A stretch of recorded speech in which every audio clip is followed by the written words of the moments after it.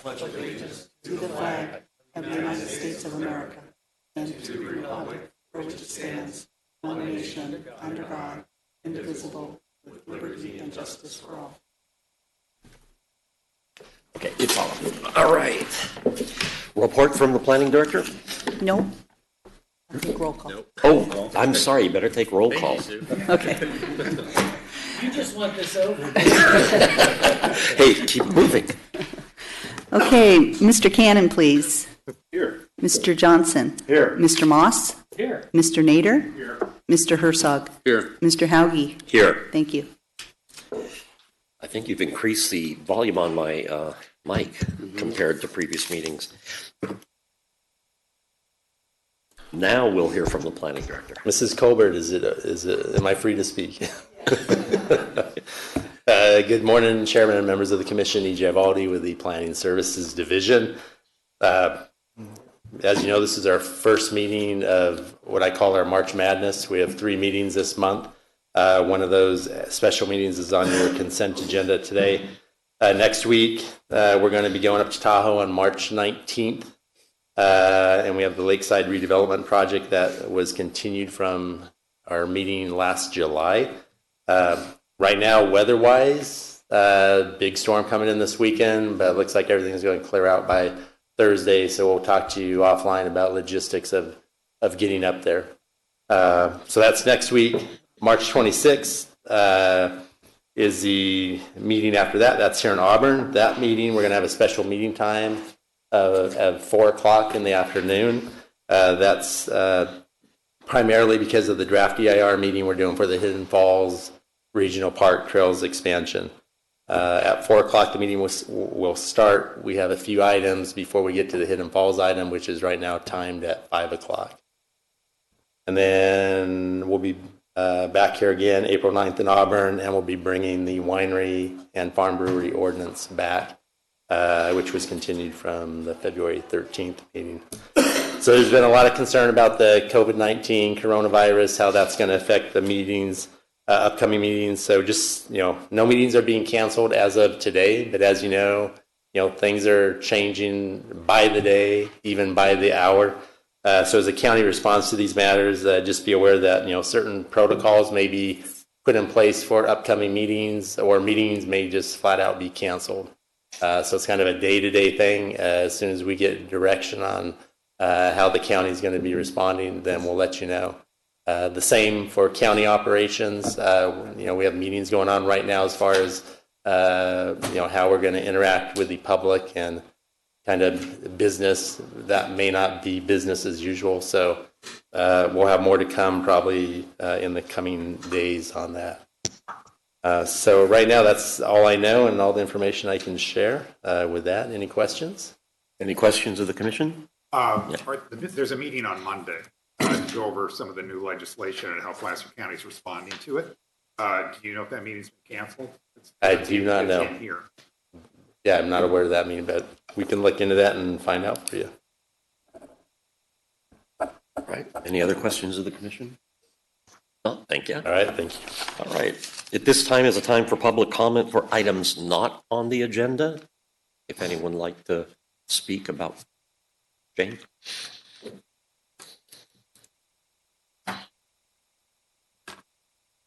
And it's time for 3 minutes. I don't think it's, oh, there it goes. My name is Jane Wurst, and I am part of Protect Rural Placer. In 2 weeks, the public will be meeting before you, and you will hear comments about the SDEIR for the proposed Hidden Falls Regional Park expansion project. This morning, I would like to share with you some critical information that is not addressed in the SDEIR.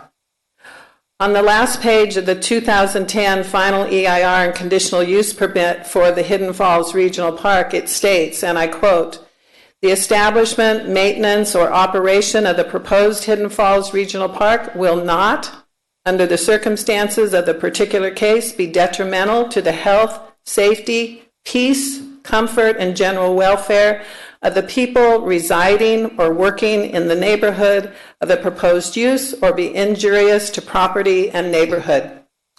It is worth remembering just how devastating the unintended consequences have been for the families that live on Mears Drive and Mears Place. I have provided for you comments from one of those families. Their list of negative impacts is long and sobering. I'm going to skip down to my second item, which relates to the deferred maintenance on the county by the County Parks Division. At the County Parks Commission meeting on November 21st, 2019, Andy Fisher, County Parks Administrator, and several other Parks Division staff gave a presentation regarding maintenance. The staff was very open in stating that they just don't have the staff or the money to accomplish many of the areas of maintenance. Attached, you will find the spreadsheet that they gave out that details the County Parks Division's operations by task. What is informative is the column of deferred tasks. If you skip down to the T's, the tasks that have to do with trails and trees are evidently a low priority and are not getting done. Though we fully understand the need to prioritize if there is insufficient staff, it does relate directly to our concerns of adding more trails, fire danger, and public safety. This is not the first time that we have heard the County Parks Division staff talk about all they're not able to get done. From a document that they provided, it states that hazardous and healthy tree program continues to be in a deferred status since the cutbacks during the recession. Fuel load reduction, in addition to Hidden Falls Regional Park and various other parks that I've listed there, that they listed. Other miscellaneous parcels throughout the fire hazard zone that also require fuels treatment for fire reduction, but do not currently have ongoing funding to perform the work. The maintenance during the recession, anyway, it's all here for you to read. I just ask that you thoughtfully consider this information. There are many impacts that should be telling all of us, all of our county staff, that this Hidden Falls project should not move forward. Thank you. Thank you. Are there other public comments? Right, if not, moving on to the consent agenda, does the commission have comments on the consent agenda? Yeah, I'd like to hear a little bit more about, I believe it's item E, which is the bioenergy project. Okay. So take that off the consent agenda and bring that back for the commission. Okay. Any other discussions on the consent agenda?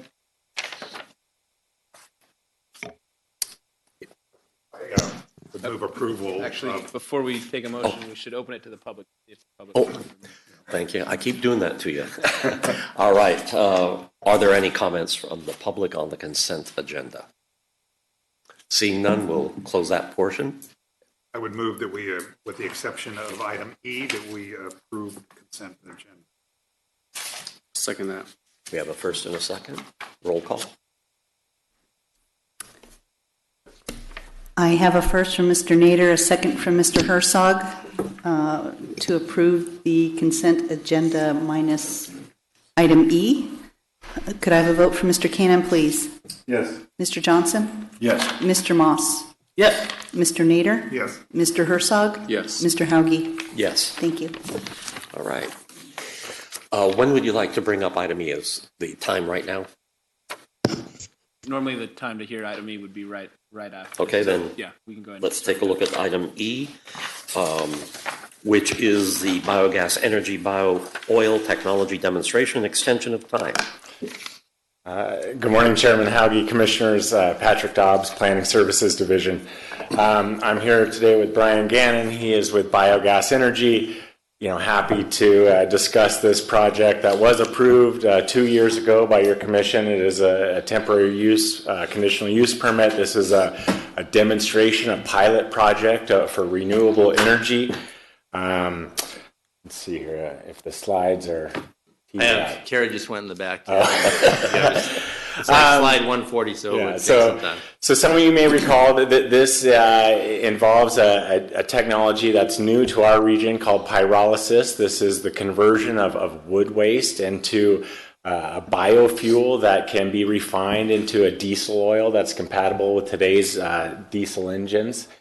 So this would be located at the landfill, where there's a tremendous amount of organic material to test these different types of material in terms of efficiency for the oil production. So again, this is just a vicinity map, the location at the landfill. A couple things have changed since we last discussed this. The Sunset Area Plan has been adopted. What was previously farm zone is, now more appropriately designated as eco-industrial. This is the sort of project we want in this area, in terms of innovation and such for renewable energy. Just a quick overview. The slide on the right is the landfill. The highlighted yellow section is kind of blown up there on the left. That's the MRF, the Material Recovery Facility. As you can see, it's a large parcel, hundreds of acres. This small area down here in the zoom in is kind of this what's called the construction and demolition chipping area. And that's where this relatively small project, this footprint of about 3,000 square foot concrete pad would be located.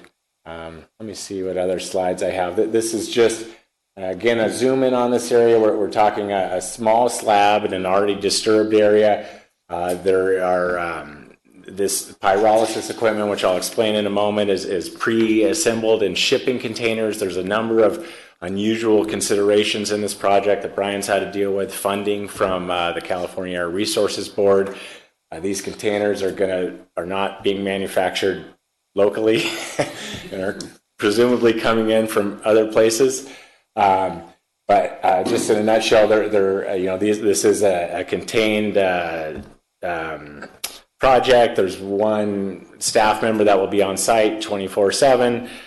They will, it'll run continuously except when they swap out different feedstock to see the efficiency. The oil that's generated, I believe it's in the neighborhood of 1,000 or 1,500 gallons a day, will be temporarily stored. Some of that will be trucked off site to oil refineries as there's an interest from the oil manufacturers in terms of reducing the amount of carbon that they're pulling out of the ground. There's a number of benefits that could be generated from this.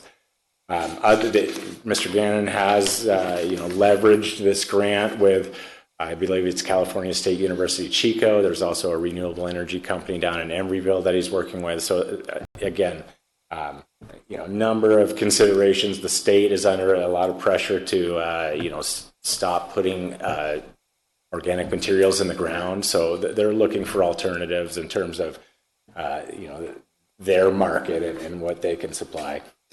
Again, just a quick overview.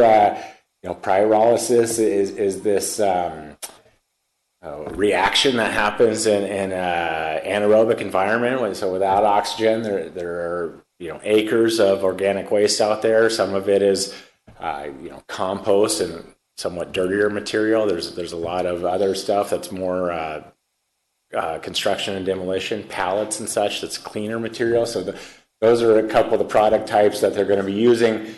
They start the process with a little bit of propane to get it going.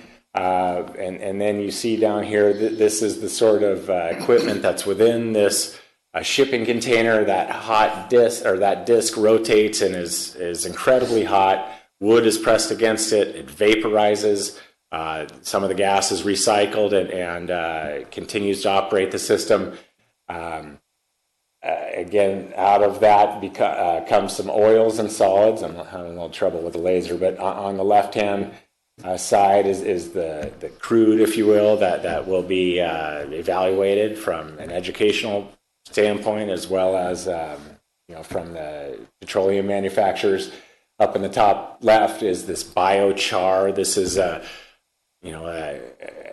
solids that fall out, and this can be amended with other materials that the landfill has on site as a soil amendment. So that's just a quick overview. It was, again, as a demonstration, a pilot project. This is considered a temporary use at this point. It was approved 2 years ago. They're eligible for a 2-year extension. That's before you today.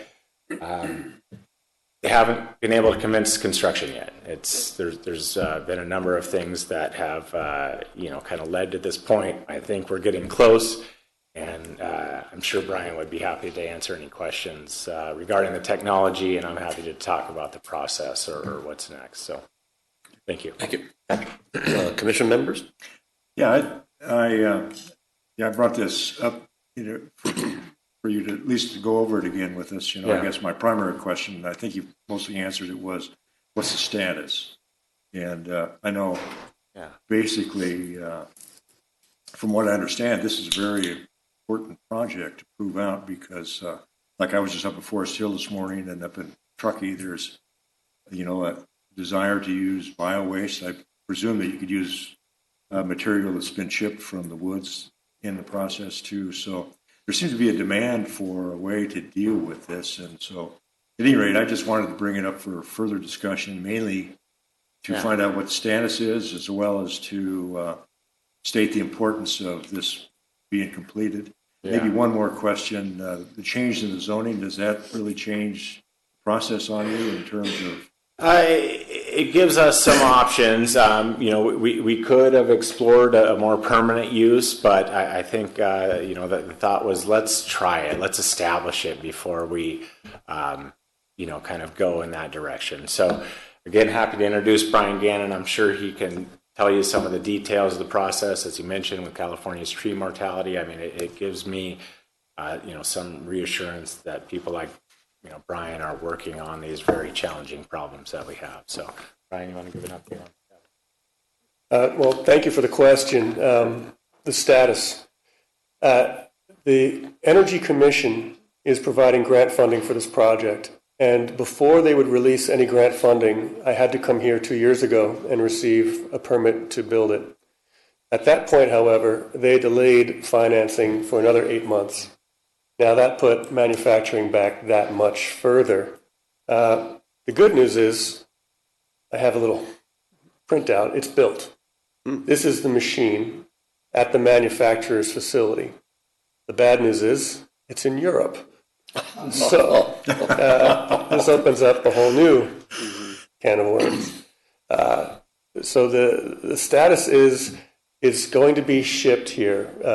There has been no injunction against shipping materials between Europe and the U.S. So the machinery will be shipped here for arrival in May. Currently, we're undergoing review with the building permit department, and all of that's been sorted out. We expect to receive that permit this week, so we can break ground on the slab manufacturing in April. So even though we've been delayed, we will have this thing on the ground in May, operational by August. And that's the reason for the delay, and I'd be grateful for the extension. Okay. And so the time extension here is going to give you enough time to go in and do your study? Correct. Okay. And so then we'll know, and then if it's useful, then it can be used on a bigger scale? Yeah, exactly. What we're building is a demonstration project which will process 20 tons a day of input materials, and that is construction and demolition waste. That's why we co-located it at the materials recovery facility. Forestry residues, which is why we're in Placer County. Agricultural trimmings from orchards, and also biosolids. Biosolids are a huge problem for disposal from wastewater treatment plants. So that will be one of the feedstocks we'll be testing to make this bio-oil and biochar. Okay, well, thank you. That answers my question. I appreciate you taking the time to come talk to us. I have a question. Is anybody else doing this domestically? Yes. In a nutshell, there are different types of pyrolysis designs. Some of this German design. This one, no. This is the first and only of its kind in the States. It's called ablative fast pyrolysis. That's using friction and heat to make bio-oil. So this is a a big deal to get this one on the ground. So is it proven to be the most effective of the ones that are out there? Correct. So this type of technology is being deployed now in Sweden, Finland, Germany. There has been no demand for bio oil in the States, but this project is going to prime that pump.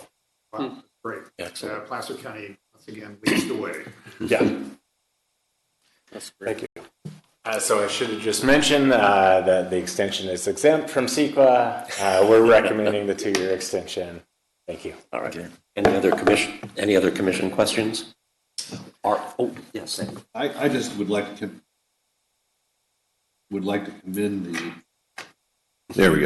commend the project and second my colleagues as Placer County being one of the preeminent counties that are taking the lead in this. You know, this is something that California was really taking a stand and trying to move forward. As you indicated, there are a lot of European countries are trying to shall I say, exploit this kind of these kinds of technologies. Roseville, one of the cities in Placer County, the largest city, is doing similar things with biogases at its environmental utilities facility.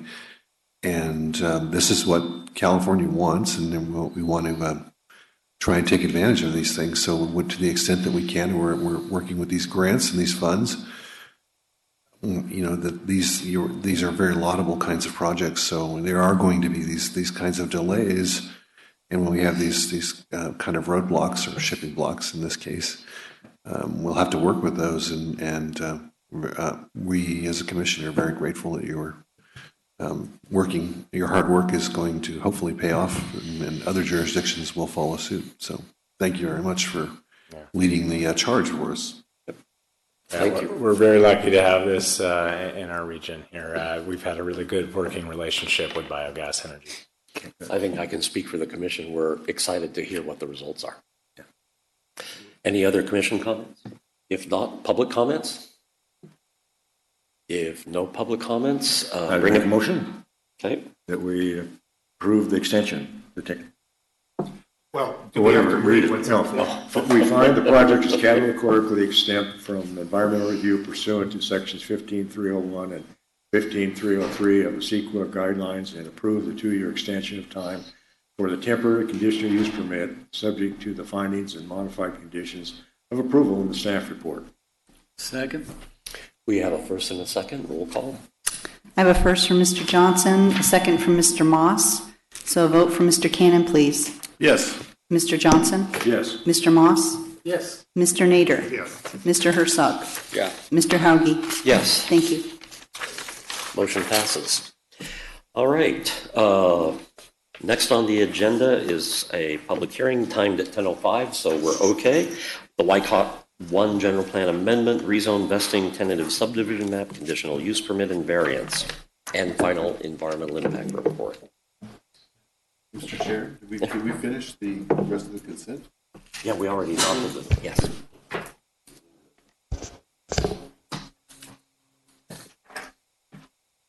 Right, Christopher. Thank you, Mr. Chairman and Commissioners. Chris Schmidt, the Planning Services Division. The project before you today is for entitlements to the Whitehawk 1 project in Granite Bay. A little history on this project. It originally came in August 2015. One applicant, but 2 separate projects, Whitehawk 1 and Whitehawk 2, both located on the south side of Douglas Boulevard between Woodgrove Way and Sino Avenue. This is a layout, a look at the layout of both projects, similar product design, small lot, single-story homes.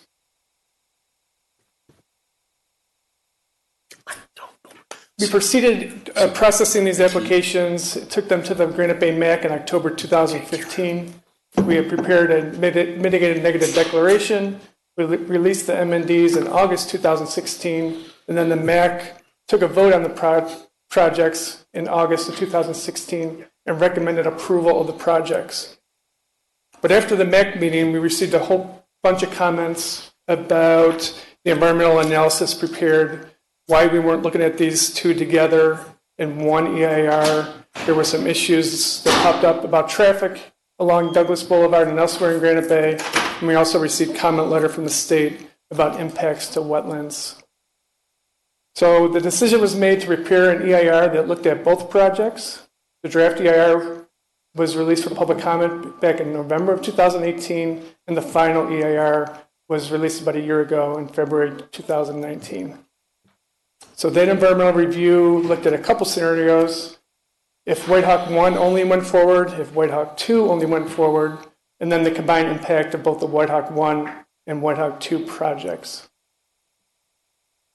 So what happened back in summer of 2018 is the applicant decided they weren't going to proceed with the Whitehawk 1 project and only wanted entitlements for Whitehawk 2. So last year we took Whitehawk 2 through the approval process. It went back to the MAC in March 2019. Planning Commission recommended approval for Whitehawk 2, also in March, and ultimately the Board of Supervisors approved the Whitehawk 2 project in April of 2019. Subsequent to that, the owner of the property of Whitehawk 1 submitted an application for their entitlements in June of 2019. So the applicant is the property owner, Folsom Oak Tree Limited. So Whitehawk 2 is approved. The project before is the Whitehawk 1 project. It's an 18.1 acre vacant parcel. Strap Ravine kind of cuts the project in half. Nearby development on the west is the Greyhawk subdivision. To the south is some larger lot parcels off of Eureka Road. There's a broadcast facility here. North of Douglas is small lot subdivisions. And then there's one parcel here that has a single family residence and some outbuildings. So if you're driving into Granite Bay, heading eastbound on Douglas, these are the properties that are very scenic. On the right-hand side, lots of oak trees. This is looking into the project site. Internally, it's not very flat. It's been mined previously, so it's rolling topography and mix of oaks, and some cottonwoods, and some drainages run through the site. Land use on this parcel is split: rural low-density residential to the north, and then rural residential to the south. Zoning today is residential agriculture, minimum building site of 100,000 square feet with a PD designation of 0.5 units per acre. Adjacent properties to the east and to the south have the RA B100 zoning, a little higher density to the left, the Greyhawk subdivision is a planned residential development, and then smaller lot zoning, residential single family on the north side of Douglas. So look at the proposed project. 24 individual lots ranging from 9,025 to 16,651 square feet. A gated entryway off of Douglas. Common area, mostly on the north side of the project site of 4.1 acres. There's also some common area here. And then on the boundaries, there's small HOA maintained buffer areas. A public trail through the project site. A 0.33 acre private park. Restricted open space along Strap Ravine of a little over 5 acres. An EVA that will connect to the Greyhawk project to the west. And a total of 54% open space. All the homes will be single story. A slew of entitlements. We need a general plan amendment for the increased density. A rezoning for smaller lots and a higher PD designation on the site. The vesting tentative subdivision map, a conditional use permit that goes along with the planned residential development, and then a variance to lot coverage allowing 50% coverage for single-story residences where 25 to 40% is normally allowed in our PD rules. So in the Granite Bay Community Plan, the southern 300 feet of Douglas Boulevard has a restriction that the scenic corridor, no new residential development is allowed. So on the north side, that'll be rezoned to open space of 4 acres. And then the southern portion to RA B20, where originally it was 100,000 square foot minimum. So we're going down to 20,000 square foot minimum. The PD designation bumps up from 0.5 to 1.4 units per acre. The applicants could install landscaping along Douglas Boulevard to enhance the natural look of that area, and then landscaping along the public roads and also in some of the open space areas. So we did hear from the owner of the property to the east. They had some concerns about the distance and the buffering in between. So as proposed, the new residence would be about 75 feet from their residence. And the applicant's going to install a landscape buffer strip along here and then a solid wood fence on the property border to provide screening between the two. And the neighbor to the east was happy with that. Parks and trails, they'll be extending the meandering Class 1 trail that exists along the south side of Douglas.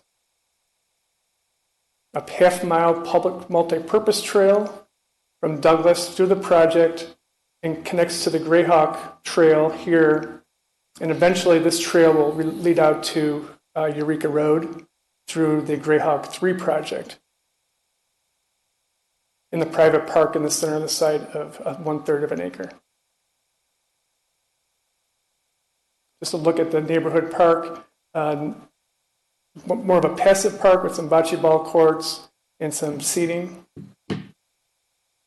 Project Entryway will be heavily landscaped. This is a look at the project entryway from Douglas Boulevard.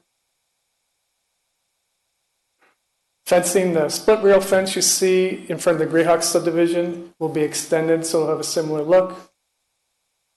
The entry gate at the entrance, posting cable fencing along the open space areas, open metal view fencing in the rear yards of the residential lots, and then solid wood fencing for privacy between the individual units.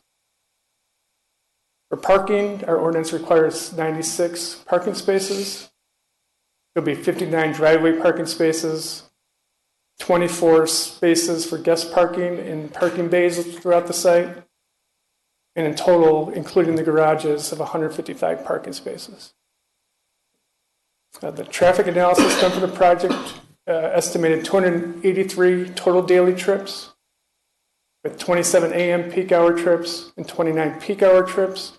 And just for perspective, Douglas Boulevard along this stretch carries 45,000 vehicles per day. Some off-site work that's proposed. They'll be extending a water line from Woodgrove Way to the project site. Some potential improvements at the Woodgrove Douglas Boulevard intersection, and some potential widening along Douglas Boulevard. So under the Whitehawk 1 plus Whitehawk 2 scenario, there's an improvement needed at the Quail Oaks Woodgrove Douglas intersection. It would restrict left turns out of Woodgrove and left turns out of Quail Oaks. Folks would have to turn right to get on Douglas, U-turn at either Sino down here if they wanted to go westbound, or at Sierra College if they wanted to go eastbound. This intersection is failing today, and these projects will just make it worse. And that just shows that raised median that would be installed by the second Whitehawk project to fix that intersection. And then along Douglas near Sierra College, widening to 6 lanes between Sierra College and Cabot-Stallman South. So the traffic analysis done for the project, utilizing the county's method of assessment. The additional trips of the 2 projects would not exceed county level of service standards on any of the roadways except on Douglas between Sierra College and Sino. As I mentioned, the fix for this stretch would be to 6 lanes between Sierra College and Cabot-Stallman. The second Whitehawk project would be required to do that. The segment between Cabot-Stallman and Sino, the fix would be 6 lanes. The community plan does not encourage that. The community doesn't want that. So therefore, that improvement is not going to be required of this project. The 2 projects would also require improvements at the intersection, as we talked about. And then cumulative plus the 2 projects, There's also an impact on Sierra College between Douglas and Renaissance Creek, so it's on Sierra College south from Douglas Boulevard. Widening is not feasible because of existing developments, and it's not also consistent with the City of Roseville General Plan or our community plan, therefore it's not going to be implemented. And then the same scenario between Carrot-Stallman South and Sino, widening is not going to be done, so it's not a feasible improvement. So some habitat impacts, 17.3 acres of woodland on the site, 10.9 acres of canopy impact, so they'll mitigate for that. They'll also be mitigating for significant tree loss, 4 significant trees, 147 inches of diameter breast height, so $100 per inch for loss of those trees. Wetlands, about 1.3 acres of wetlands on the site. They're impacting about 1/3 of an acre. And those are those areas here and a couple small pieces to the north. There's one significant unavoidable impact, and that's air quality during construction. Since the project is asking for a general plan amendment and a rezone that increases residential density, Housing Element Policy B14 requires 10% affordable. We're looking at 3 units here. They could build 3 affordable units on site, could build or acquire 3 affordable units off site, pay an in lieu fee, or undertake an effort to provide affordable housing that's acceptable to the county. Chris, could I ask a question about that since you're on that page at the moment? If I read correctly, the payment in lieu is not available right now. Correct. And so they would have the other options, and I take it they haven't picked one of those options yet. That's correct. When White Hawk 2 went to the board, the applicant wanted to do an in lieu fee, and the board said, work that out with planning and come back to us with what that might look like. Is the, Shauna is going to address this later, but they're working on setting up some sort of another mechanism for affordable housing. I don't know if it was a trust or what they were setting up. So would that at some point be available? Be an option for them, correct. The EIR was previously certified by the board. We did an addendum for this project. We looked at what was submitted and it closely matched to what was analyzed in the EIR that was completed. We did add a couple sections. We looked at any potential impacts to Wellington Way, Eureka Road, also Barton and Eureka Road intersections having to do with people traveling to Granite Bay High School. So we had another look at those. We added a discussion on vehicle miles traveled in the transportation impact section. And then we modified mitigation measures that were previously required based on LOS analysis. These are now conditions of approval. The Granite Bay MAC looked at this project last week. Issues raised by the public and MAC members, loss of the trees and any impacts to buffering along Douglas Boulevard. Wanted to know what mechanism was going to be in place to allow public access to the trail.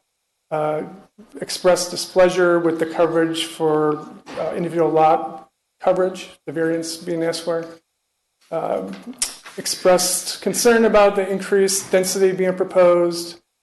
We had similar questions about how affordable housing was going to be provided, general traffic impacts along Douglas Boulevard, and then the Douglas Boulevard Woodgrove intersection.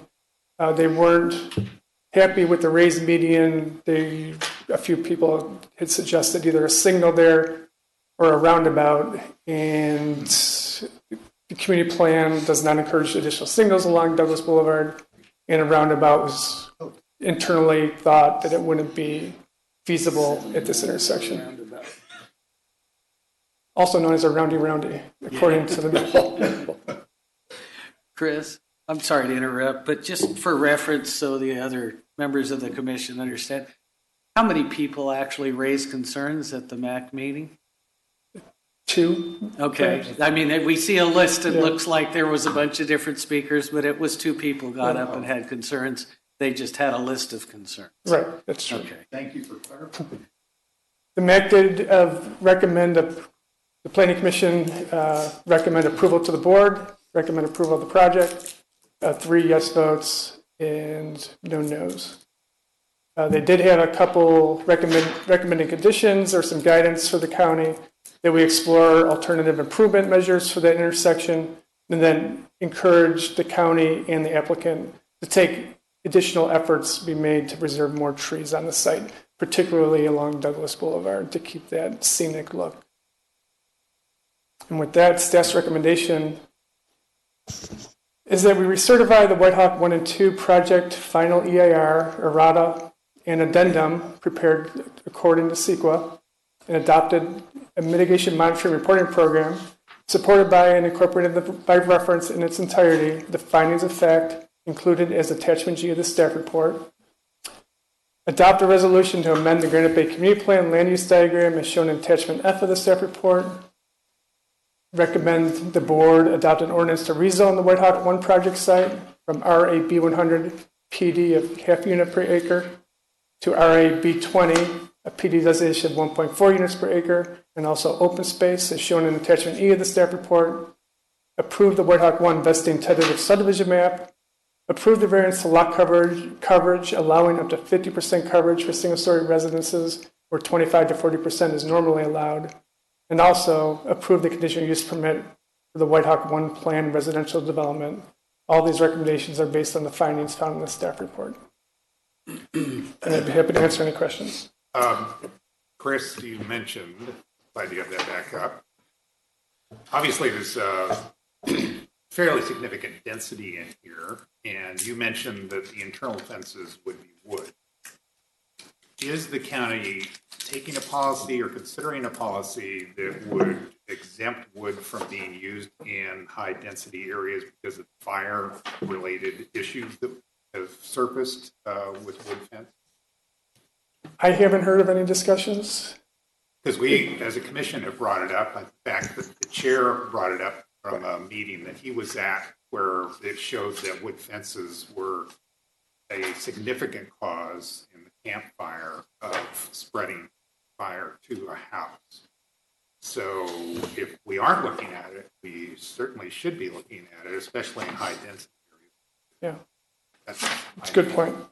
And I think when we talked about White Hawk 2, we discussed having non-flammable fencing. So I would concur with that. Others?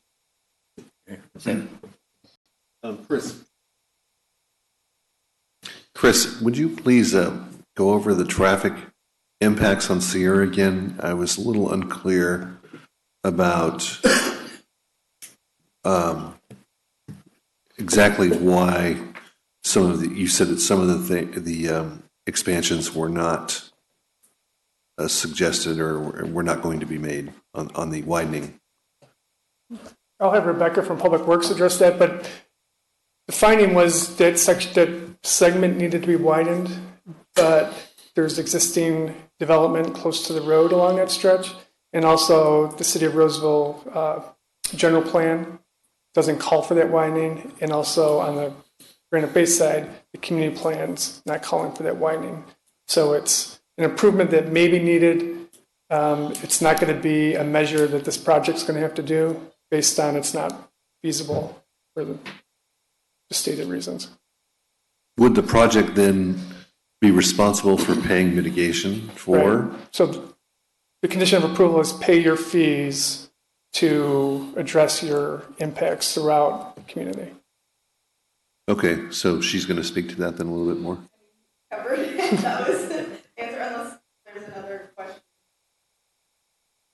Well, I want to hear a little bit more about, I'm not asking you to speak for Roseville, but I want to hear a little bit more about that, because that is a major intersection right there that is a significant traffic problem.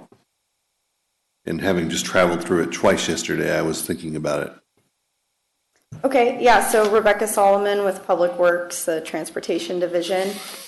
And so I guess if we're talking about the segments, specifically, as Chris mentioned, the level of service might be exceeded with this project or the two projects combined. However, a widening project isn't feasible based on what's existing currently out there. Talking specifically to the Sierra College corridor, there's, currently businesses built on either side, so physically nothing could be constructed without removing some of those current buildings, and that's not something that would be desired or done. And so ultimately it would be, if we were looking at it from a CEQA perspective, a significant and unavoidable. However, that is no longer what we measure against. So it really just is what it is, I guess.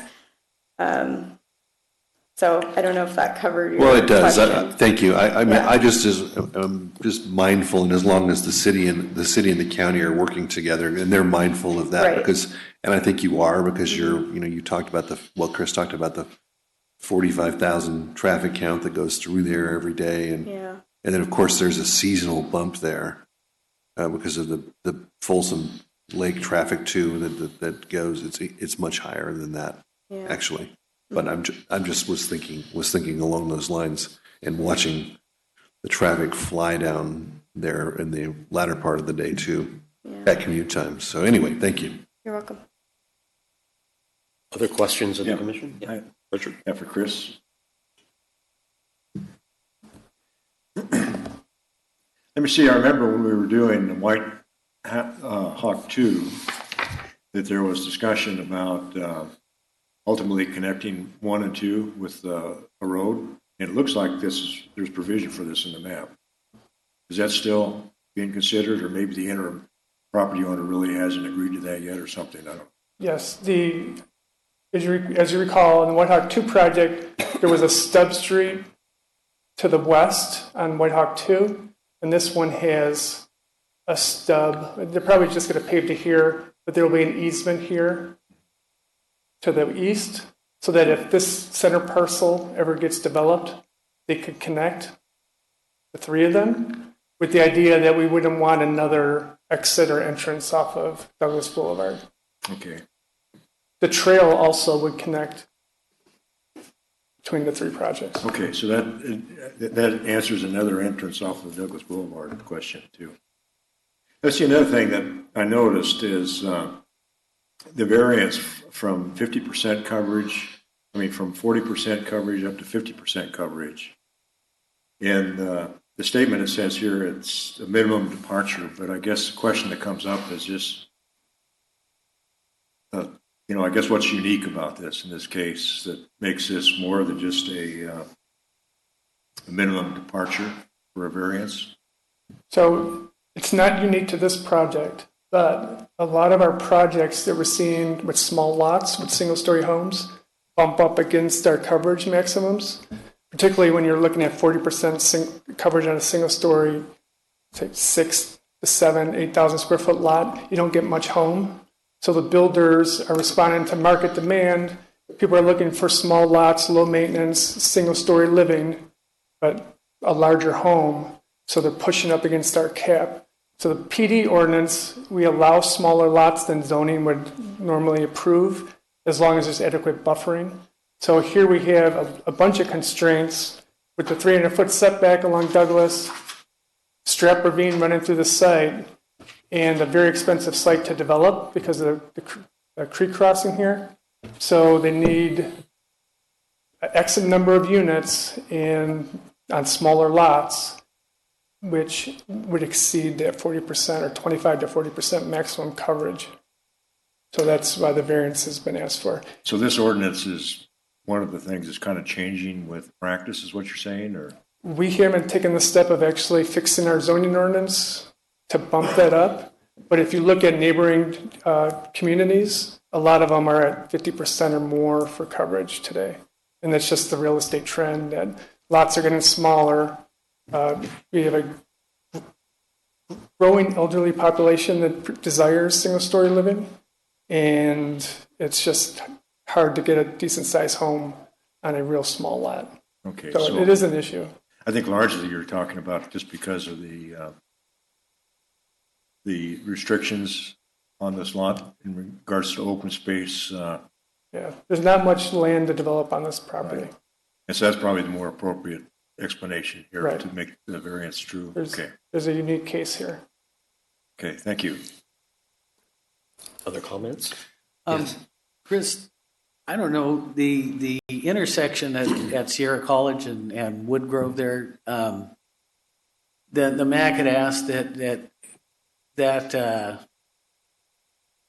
I guess it be reevaluated or potential to be evaluated again to see if there isn't something else to do there. Is there a way that request could be reasonably accommodated in conditions of approval without just having it be as vague as what I just said? Or maybe it's already been beat to death. I don't know. That's the other. It's been looked at by Public Works, the traffic consultants. The MAC has looked at it. There's a strong community desire that there be no additional signals along Douglas. So the idea is to get traffic through. A lot of it is through traffic between Folsom and Rosal and going back. And there are times a day where making a left out of there is a very spooky thing to do. Yeah, you know. You can sit on Woodgrove for a couple minutes waiting for a gap to make your left onto Douglas. So if you're looking for language, it would be improvement as shown or an acceptable measure to the county. The other commissioners agree. I mean, if there's a way, obviously, one of the things that was fairly consistent through the MAC members was either I wouldn't say not a thorough understanding of this, but a concern over it going in that if it could be left on the table as something to be explored further. How about we have that during discussion? I think I'm making Rebecca nervous here. I'm sorry. No, it's okay.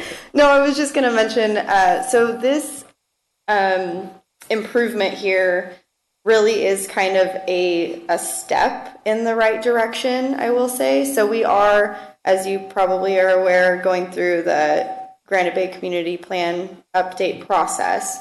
And as part of that process and some other safety measures that we're looking at is the possibility of adding additional signals to the corridor, the Douglas corridor, for a number of different reasons. But the main point here is that's something that's being considered as an option.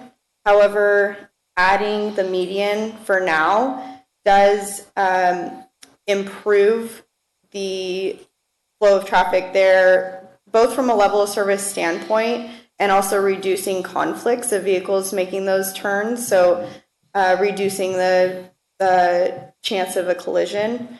So this is really, I would say, a step in the right direction and what we're requiring of the project to reduce those measures. And I understand that. I guess, though, if ultimately a signal is needing it, this is going to, in my simple mind, this is going to ultimately delay the real fix.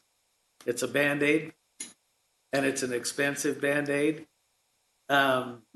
If it needs a signal, it should have one. If it doesn't, when you've been used to having your movements go in a certain direction for a number of years, all of a sudden having them restricted is a hard pill to swallow for those who are forced to change when we don't like it.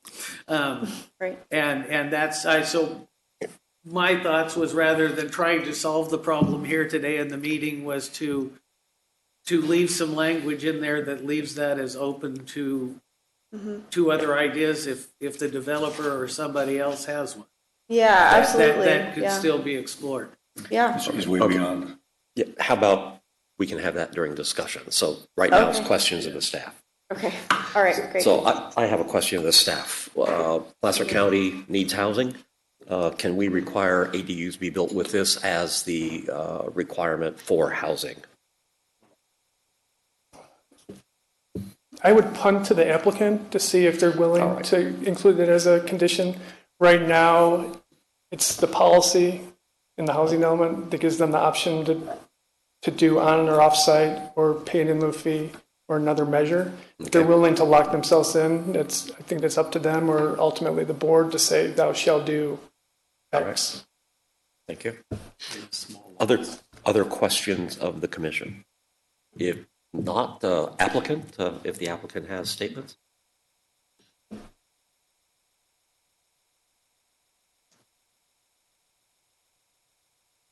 Good morning. I'm John Hodgson, the Hodgson Company based in Sacramento. I'm here representing the Fulton Oak Tree LLC, which is the underlying owner of this property. They've owned the property for probably 18 years. I'm really here to answer any questions. I think Chris has done a great job. I attended the MAC meeting, and I think he, summarized that meeting pretty well. I'm happy to address the ADU issue. If you could. I'm actually very familiar with that issue. I chair the Urban Land Institute Housing Committee based in the Sacramento region. We're actually planning a ADU, accessory dwelling unit program, in a couple of weeks, although I guess it's now going to a webinar form versus a in-person form. We are certainly willing to have that as an option. I would not request that you require it because I don't know necessarily that it's practical. Certainly on some of these lots, the lots are not that big to begin with. There are people who do not most probably want to have ADUs on their property, although I think we've always been seeking, in my capacity as developing in others, that we want to make the ability to provide an ADU as easy as possible. I can tell you as a practical matter, the biggest challenge to ADUs is the difficulty of getting through public agencies for all a variety of good reasons. It's new, it's different, there's political opposition in some cases, it's expensive. But the specific question about would we be willing to require those, I would respectfully say no. Happy to have positive encouragement on that. I will tell you, we are already looking at that as a possibility, but again, it's kind of a challenge, and we haven't spent a lot of time on it.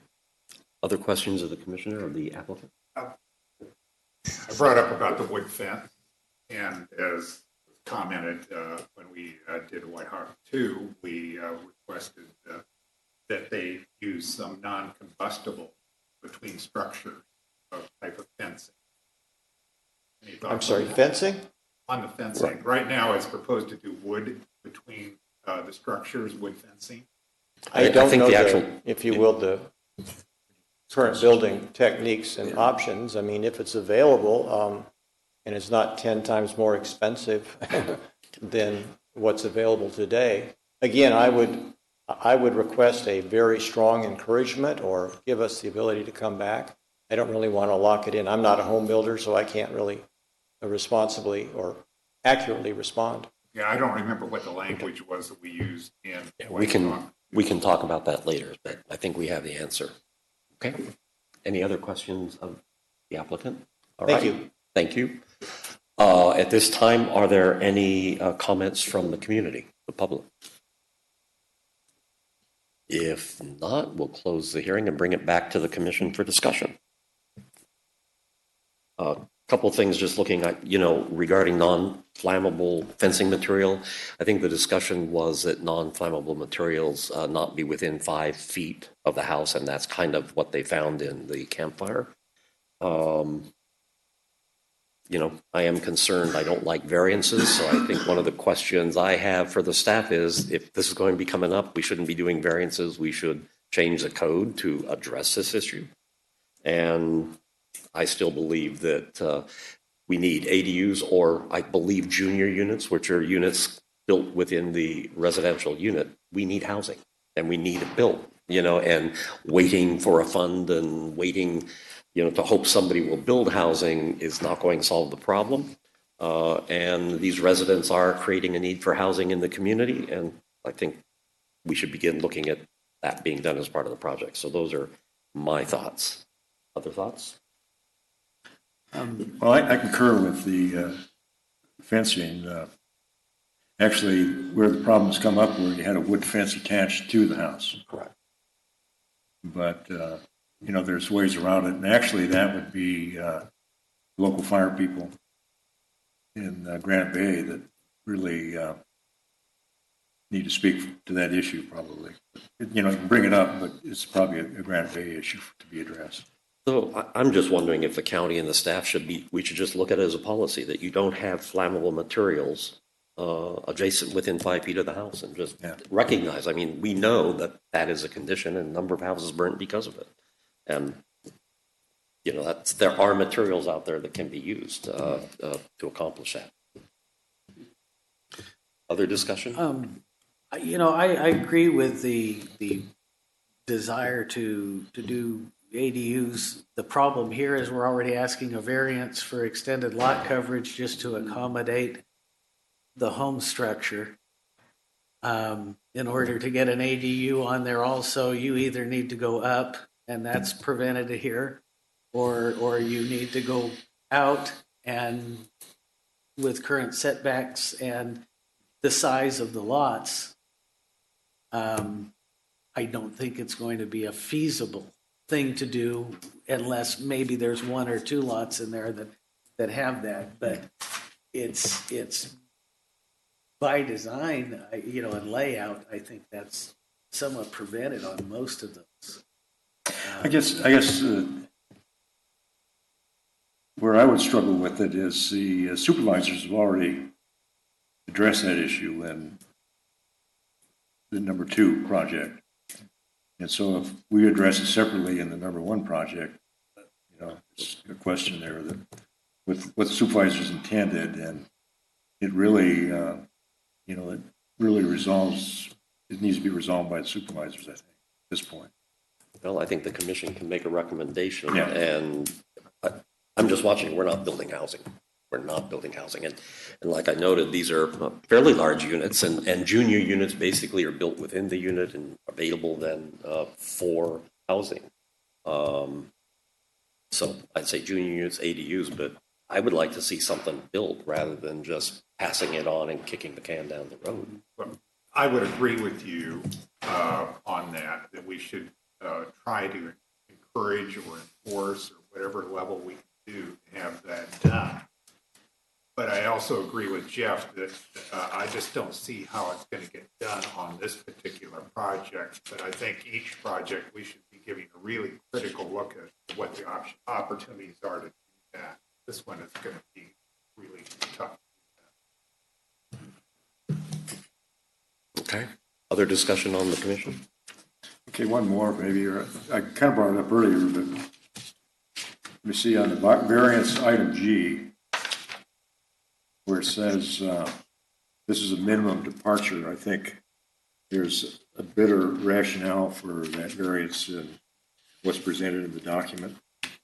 And so, at any rate, I don't disagree with it, but I think we need to be a little bit more clear on what the variance is being offered for.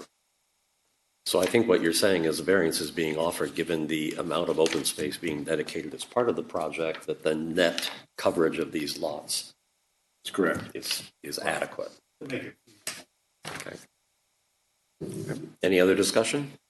Could you put the record?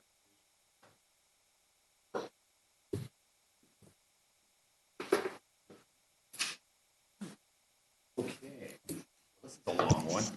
Okay. I would propose that we take action to recommend the following to the Board of Supervisors, subject to conditions of approval found in the staff report packet. And we're doing these one at a time, right, Clayton? Recertify the White Hawk 1 and 2 projects final environmental impact report, erratum and addendum prepared pursuant to the California Environmental Quality Act, and adopt the mitigation monitoring and reporting program supported by and incorporated by reference in this entirety. Findings of fact, including as attachment G, a staff report packet.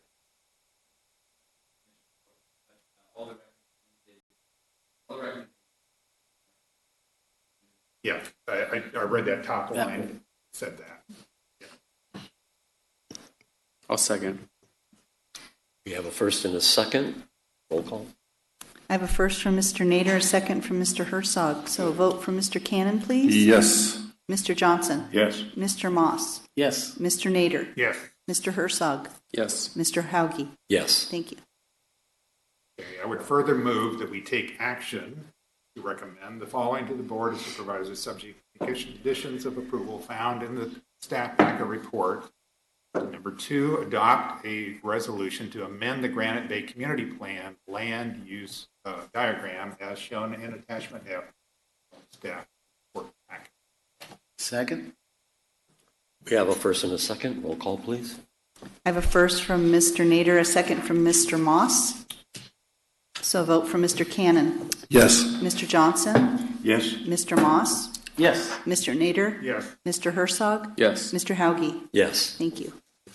I would further move, but I haven't memorized that line yet, but to recommend to the Board of Supervisors that we adopt an ordinance to rezone the White Hawk 1 project site, APN 048-151-061-000 from RA-B-100 PD equaling 0.5 to RA-B-20 PD equaling 1.4 and O for open space as shown in attachment E of the staff packet. Second? We have a first and second. Roll call. First from Mr. Nader, a second from Mr. Moss. A vote for Mr. Cannon. Yes. Mr. Johnson. Yes. Mr. Moss. Yes. Mr. Nader. Yes. Mr. Herzog. Yes. Mr. Hauge. Yes. Thank you. I would further move that we recommend to the Board of Supervisors approve the White Hawk 1 vesting tentative subdivision map. Second? And that motion would be subject to the conditions of approval. Okay, subject to the conditions of approval. Still second. Okay, so I have a first from Mr. Nader, a second from Mr. Moss. So a vote for Mr. Cannon, please. Yes. Mr. Johnson. Yes. Mr. Moss. Yes. Mr. Nader. Yes. Mr. Herzog. Yes. Mr. Hauge. Yes. Thank you. Okay, I would further move that we recommended the Board of Supervisors approve the variance to lot coverage, allowing up to 50% coverage for single-story residents where 25 to 40% is normally allowed. Would we do as clarified in item G? Second? I guess did we? What? Did I miss something? Did you clarify as in item G, the rationale? Oh, I'm sorry. Yes, sorry. Sorry, Richard. So move that. Did I hear a second? We have a first and a second. Roll I have a first from Mr. Nader, a second from Mr. Moss. So a vote for Mr. Cannon. Yes. Mr. Johnson. Yes. Mr. Moss. Yes. Mr. Nader. Yes. Mr. Herzog. Yes. Mr. Hauge. Yes. Thank you. Okay, and finally, I would move that we recommend to the Board of Supervisors approve the condition use permit for White Hawk 1 land residential development. And this one would also be subject to the conditions. Subject to conditions. Subject to conditions of approval. Quick discussion, if we could, please. The provision for working with the county and developer on the intersection and leaving that to a possible different solution than blocking and restricting left-hand turn movement. And on that one, you can provide a general recommendation to the Board of Supervisors, or we can actually look at the condition and include in specific language. I think if it's going to the board, a general recommendation to let them, and then that gives staff time to come up with either a suggestion or the conclusion that it's not feasible, one of the two. But if we could add that, I'm good with adding that. then I would second it. And just a minute. Could we add that non-flammable fencing be within 5 feet of the buildings shall be a condition of approval? I would support that as well, so move all that. Second would stay. And we have another comment here. What was the, I heard a discussion on what they have proposed here for the turns from Woodbridge. Mm-hmm. And also I heard the discussion about the challenges for this developer to deal with Douglas Boulevard. And also, I have the impression, at least I think I've read in the report, that the county has this on their agenda already, as far as looking at Douglas Boulevard and dealing with the traffic service level. Correct. And so I guess what I'm questioning here is there was discussion about a roundabout. You know, I think they've looked at that, and this was the engineering solution that they came up with. So I guess, you know, we can say this to the Board of Supervisors, but I don't know what that's really going to do other than the county is already looking at that issue on a bigger scale. They are looking at that. It was a request from the MAC that something other than left-hand turn restriction be explored.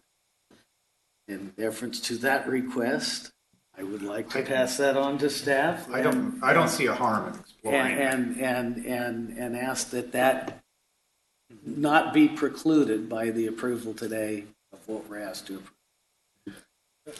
Yeah, would it be precluded?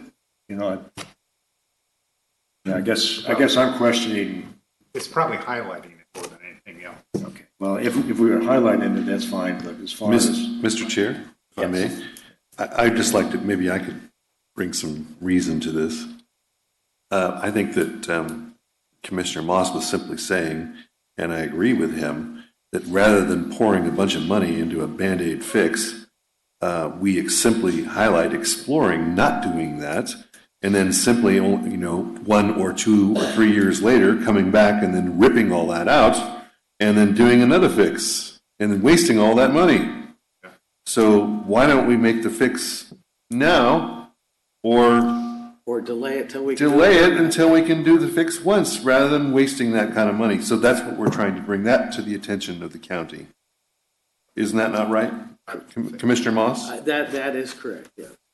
So maybe you'd like to put the final word on what I just said. And I'm all for just adding that as a recommendation to the Board of Supervisors following with the motion that we make here. You got some language for us? I wanted to make sure I understand it correctly. Would the recommendation of the Board of Supervisors be to have staff look into an option other than the left turn lane? To alternatives, or is that other than to modify the condition of approval? Correct. We would like to recommend that staff with the board look into an alternative. Okay. And could I ask one more thing, that we make a strong recommendation to the board that housing be provided on site, all or a portion of the required 10%? I'm struggling with that one, only because this is a unique situation. I absolutely, fundamentally agree with you, but this is a unique situation in that we've got a really small project on really small lots. I'm just trying to figure out how you're going to do that. Well, being encouraged, I would say the applicant is here and they can take a look at doing that. I think there's the junior unit concept, the casita concept. There's a number of things that I think the applicant could look at, but I would like to see, strongly encourage, some or all of the required affordable housing be on site. My thoughts with this is that we do have one motion. We've got a few different elements here. It may be better to take each element as a separate motion. I've got 3 so far. One, the option to have the board and staff look at something other than the left turn option at the Woodbridge intersection. The second item would be to require non-flammable fencing within 5 feet of the residence. And then the third one would be to encourage or require affordable housing to be built on site. I feel better with the word encourage. I was going to say, I would say I could support encourage. I don't know that I could. And I said encourage, so yeah. If you want to do them independently, so that would be my suggestion. Okay. Is we take each one and then vote on each one as a recommendation. You want to read the first one? Sure. And please speak up if I've got the wording wrong. I've been writing it as I go. I think the first one is to direct the board and staff to look at another option other than the left turn portion of the Woodbridge intersection. You good with that? Yeah, left turn restrictions, but yes. Okay, then so moved. Second. We have a first and second on the motion regarding Woodbridge. Let's direct the board to do that. No, staff. Right, these are all recommendations to the board, and that one is a combination recommendation to the board and to staff. Okay. At least that's the way I understood it, please. Right. They're really just taking another look at this, I guess.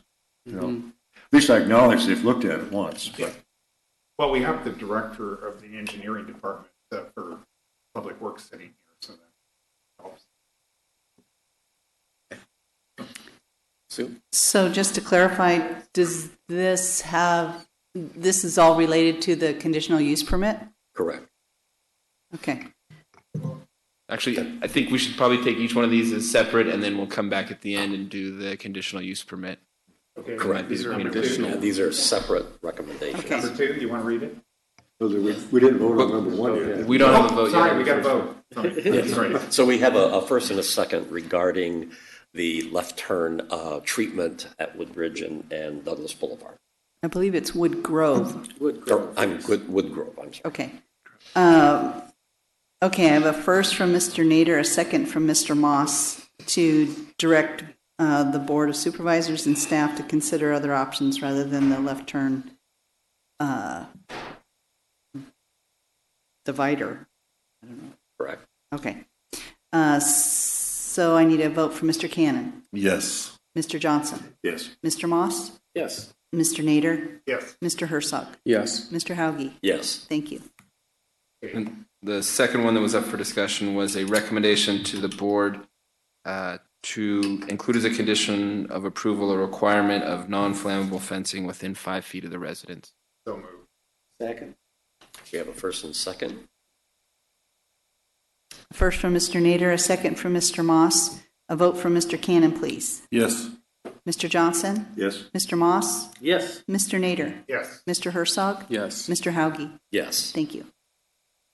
And then the third item I had was a recommendation to the Board of Supervisors to encourage affordable housing to be provided on site. So moved. Second. Have a first and second. First from Mr. Nader, a second from Mr. Moss. A vote from Mr. Cannon, please. Yes. Mr. Johnson? Yes. Mr. Moss? Yes. Mr. Nader? Yes. Mr. Herzog?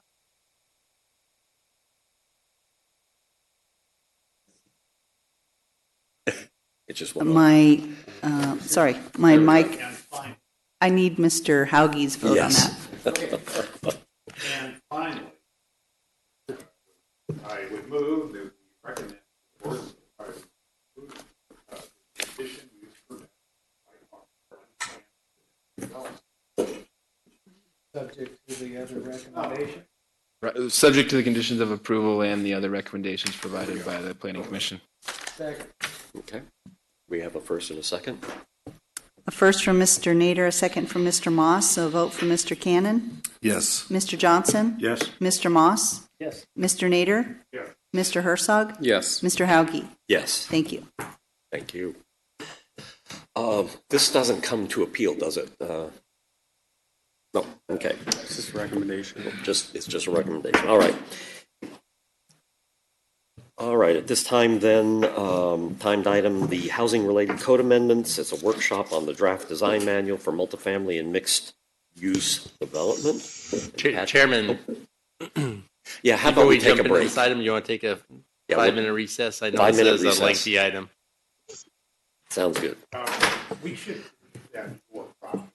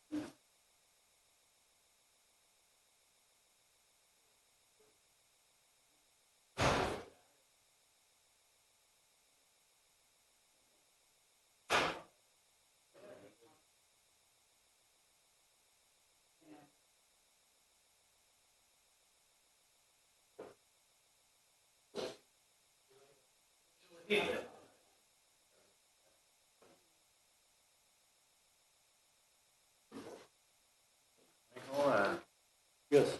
Anything you particularly want me to say or don't want me to say? No, I just think we're on a roll. We get a lot of instruction.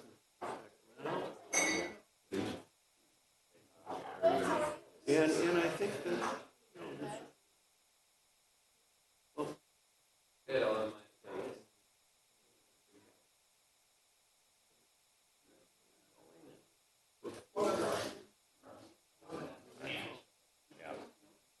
always feel 45.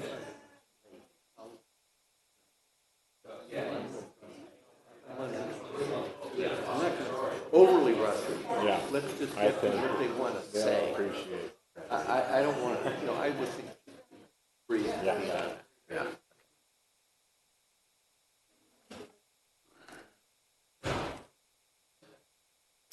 And then I hope that hand it off to you, and then I kind of hope that No, exactly. little next steps. Right. Now, have you, the one thing I would say, yeah, running your I mean, at this point,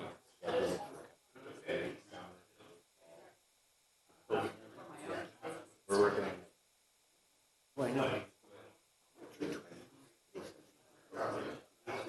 Before Well, I mean, we're going to have a public workshop. Right, no, but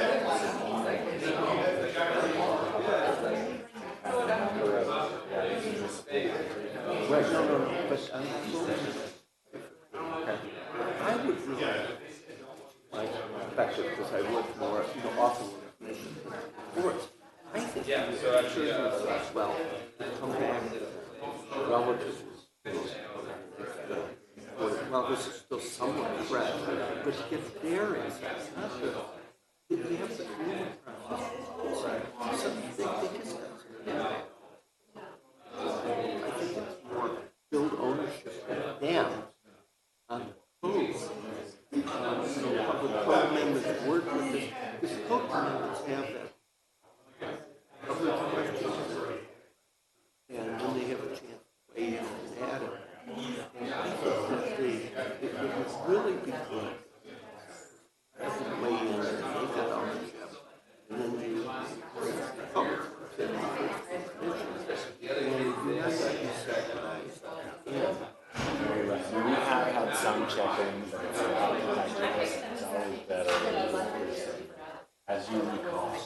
But to have it's a nice, clean, red line package, I would just have a half hour study. Because this is really the heart of what they do. And then because it ties into all their concerns. Let's go.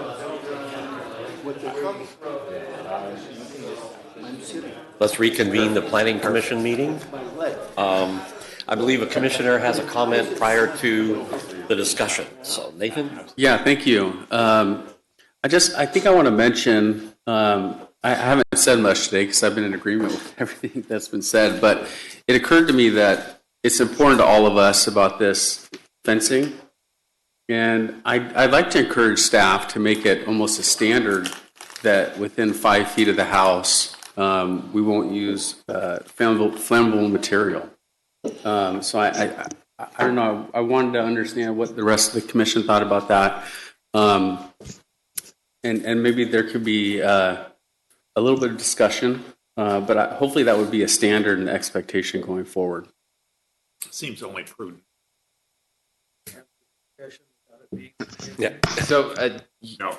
To have any substantive discussion on something, you would have to have it agendized beforehand. But okay, just receive that comment then. Sure. Me. Yeah. Okay. I believe staff certainly has received that comment in your discussions and understands I think generally the commission's position on that. Okay.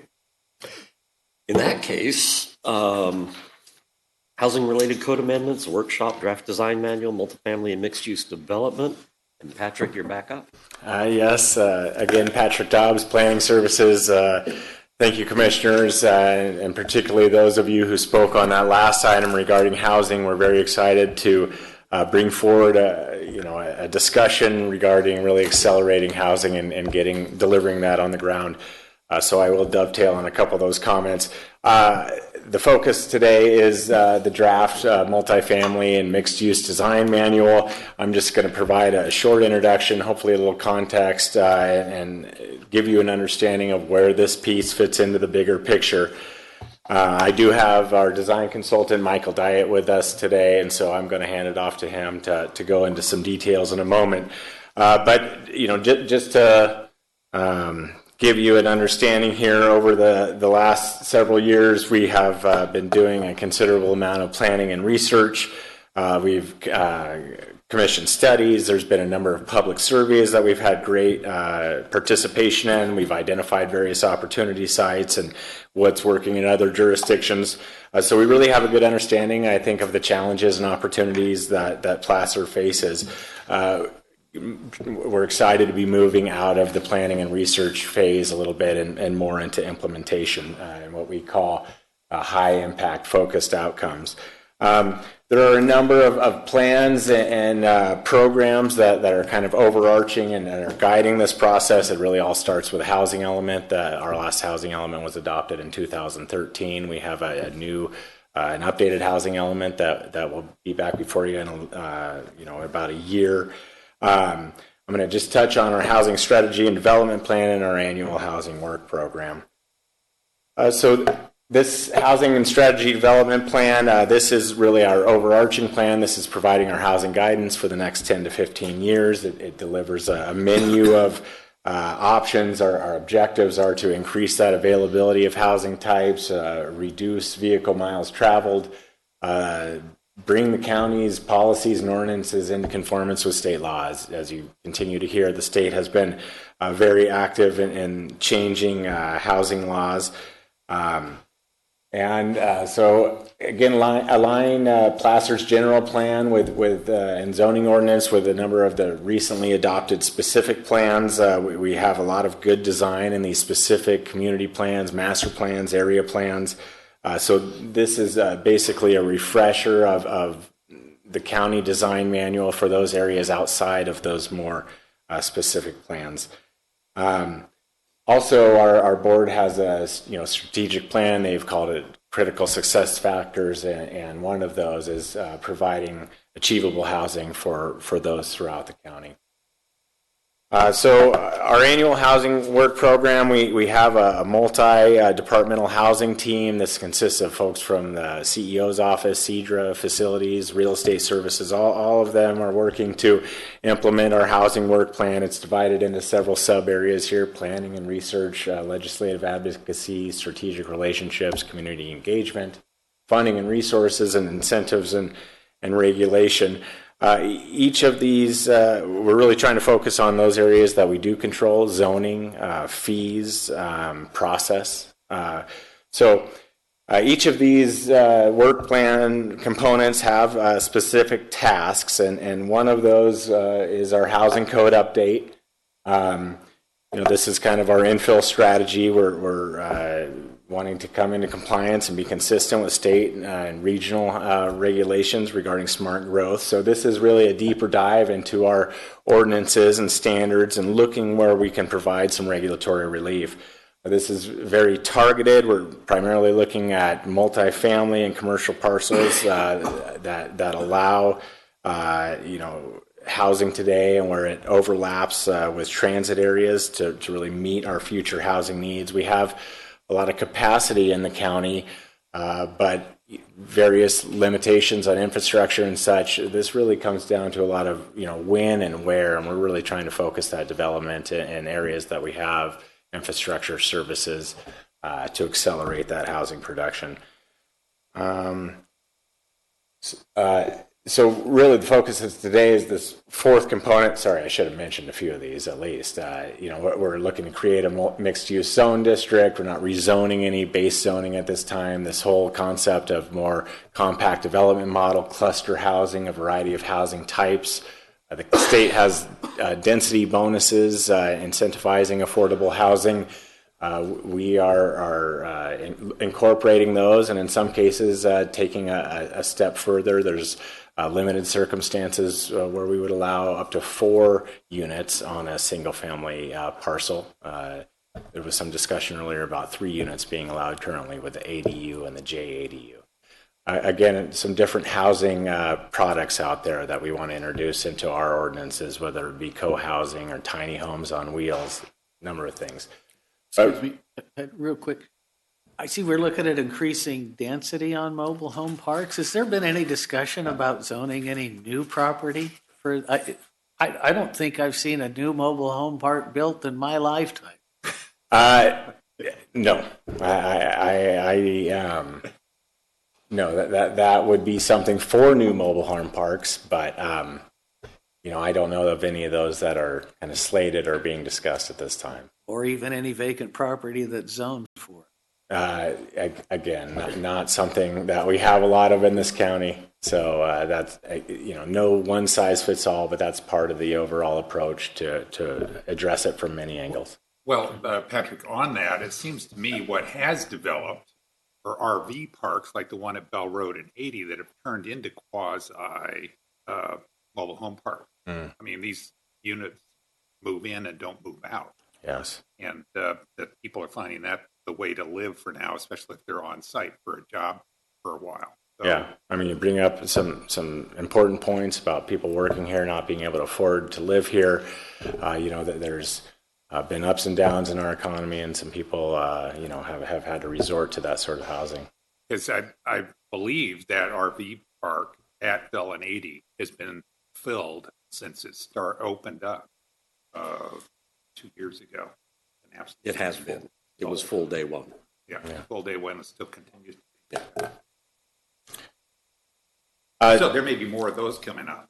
Yeah. So this fourth component here is the design standards and guidelines. That's our focus today.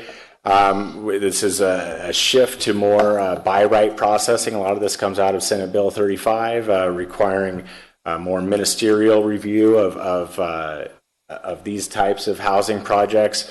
What we're doing with this is providing a framework, and those people that want to develop on mixed use and multifamily projects have a better certainty of the process, and the county has a better understanding, and the public of what this will look like when it's completed. So those projects that are consistent with these standards and guidelines that Michael's about to speak to can expect a streamlined review. Shauna Purvines is also here, all things housing related. She's available for questions. So we're fortunate to have Michael Diet here from Diet and Bhatia. He developed Yes. Maybe you have a question. Maybe you're going to get to this. Yeah. Just before you get started. Yeah. There was a time when I lived in Petaluma that they had houses. In fact, I had one of the houses where you had a zero lot line on one side of the lot. Right. Then the other side was another zero lot line house. I didn't see that in this design guide. Is that in here someplace, or? I'll let Michael get into that a little bit. There are setbacks. There certainly is a desire to provide some opportunity, more flexibility on these sites. But just as much, we're looking to preserve community character. And so, again, there is an effort on some of these sites to maximize the potential, zero setbacks and stuff. Okay, so maybe I jumped the gun. Go ahead. Again, Michael Diet, Diet and Bhatia, his firm, developed our Tahoe Basin Area Plan Design Guidelines, so it's some continuity here. And then once he's done... what do I push? Let's see. We will... One moment here. We were here before you back in June of last year. We discussed kind of the guiding principles, some of the key terms, how this manual will be organized. You gave us a lot of feedback on your visual preferences, and certainly a number of comments related to fire safety and such. That was the preparation. This is the follow-up in terms of our draft. And when Michael's finished, I'll discuss our next steps, okay? And one thing, I think you said it, but what's critical is the new state law. Basically, if you have the right zoning, you can come in use by right and build housing. Right. And if you do have guidelines in place, then at least they have to follow the guidelines. So it's really critical that we're in a position now where somebody could come in and we want the guidelines to build that housing. This is where the local jurisdiction can insert some control over projects. Great. It's an honor, Mr. Chair and members of the Commission, to be here to talk with you about what we've been doing and present our manual and hear your comments. And you've heard a bit about the context. I'll expand on that a bit more. I think when when Shauna came to you about a year ago, you asked about Tahoe. That's excluded. Those standards which are adopted remain in place. So this is just for the non-Tahoe portions of the county. And I'll start by just doing a quick recap of what you told us. I did listen to the Granicus and reviewed it a week or two ago just to make sure I got everything quickly. I would, though, just, Commissioner Johnson, like to quickly say on the zero lot line, that's really a single family option. And what we're talking about now is multifamily. So I won't be getting into zero lot line development because that standard wasn't in the code amendment for multifamily. I think it's a very good choice for single family, but we were following from the code amendments that staff adopted, and they didn't have a zero lot line option for multifamily in place. So I guess just to be clear, you talked about duplexes and mixed use, or? We're going to get into duplexes and mixed use and triplexes and quads, and you'll see all the tables, and I don't want to jump the gun on that, but the single-family zero-lot line is not something we'll be talking about. I just want to... So single-family is not within this guideline? Not today. Okay. But you'll have a chance soon. Okay. Well, I just was looking for it and I didn't see it, but that's okay. Great. Thank you. Great. Well, one of the important things you told, you mentioned back at the last kickoff meeting was the concern about infrastructure and utilities and the ability with infill to really accommodate and serve this. And so we've actually added a whole new chapter on that section in the manual, responding to your concerns. And you talked about street frontages and having engaging and attractive streetscapes with a preference to have the parking on the side and the rear. And you'll see some of those ideas fleshed out. And you said make sure that there still's an option for the guest parking in front so people can find a place to park when they're visiting someone in these homes. You like the large balconies and open space amenities, and so that was very gratifying to us because we think that's a real importance. And picking up on the fire-resistant building materials, which you underscored then and certainly in your prior item today, continues to be a concern, and we've got some really good details in the code and don't want any wood shingles built, particularly in the fire hazard areas. The pedestrian connectivity was important, but you said don't have them be tunnels, don't have them be very narrow passageways, and we took that to heart.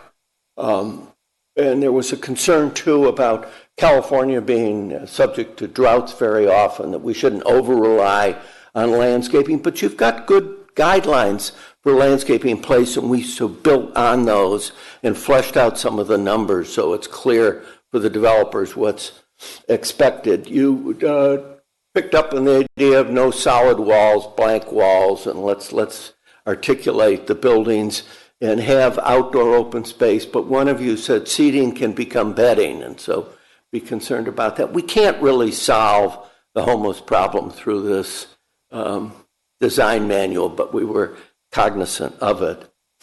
The purpose of the manual, as Patrick had said, is to implement the general plan and community plan policies and also respond to state law. So you're putting it clearly in place so that where a project has the option of asking for a by right development, they know what the county expects, and there can actually be a conformance checklist that can go through. Well, did we meet everything?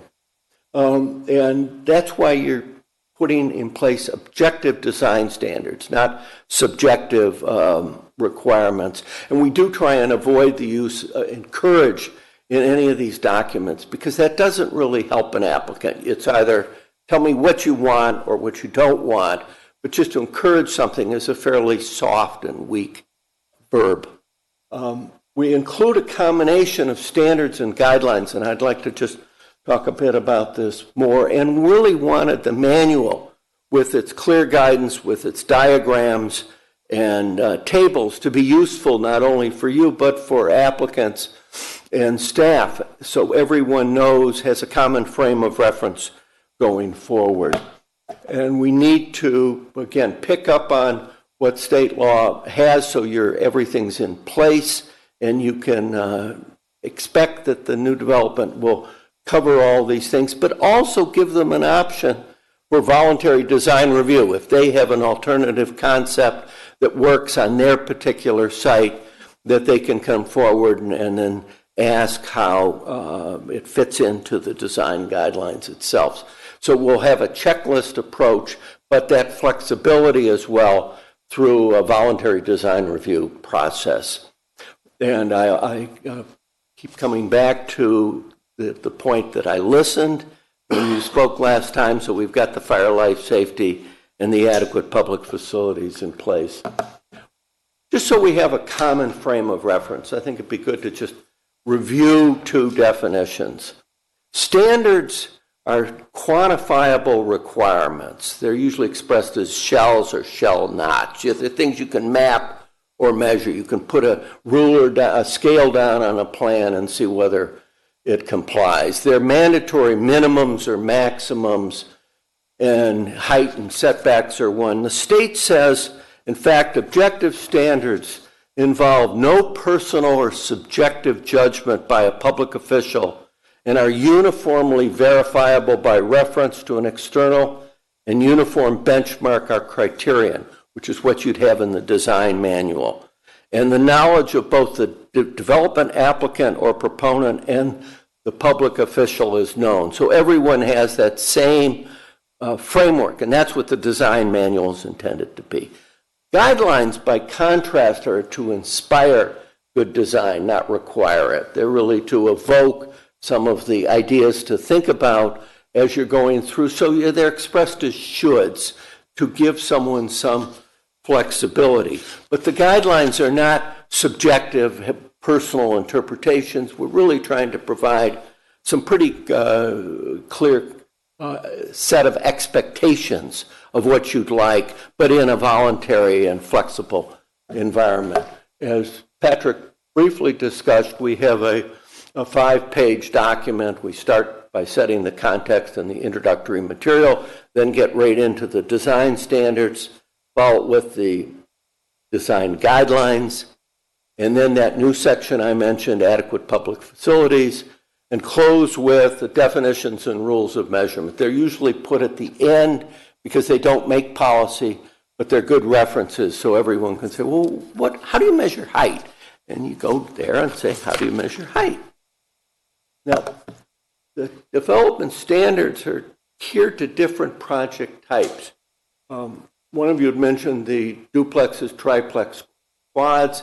They're very different from the apartment buildings and mixed-use development. So each of these, and townhouses, each of these have their own separate sections with tables and diagrams that reflect that project type. And we've also followed the general plan density numbers so that, as you get to the higher densities, the numbers are going to be different than they are with the duplexes or triplexes. By having a consistent approach of tables and diagrams, I think the whole manual is easier to use. People will become familiar with its format and organization.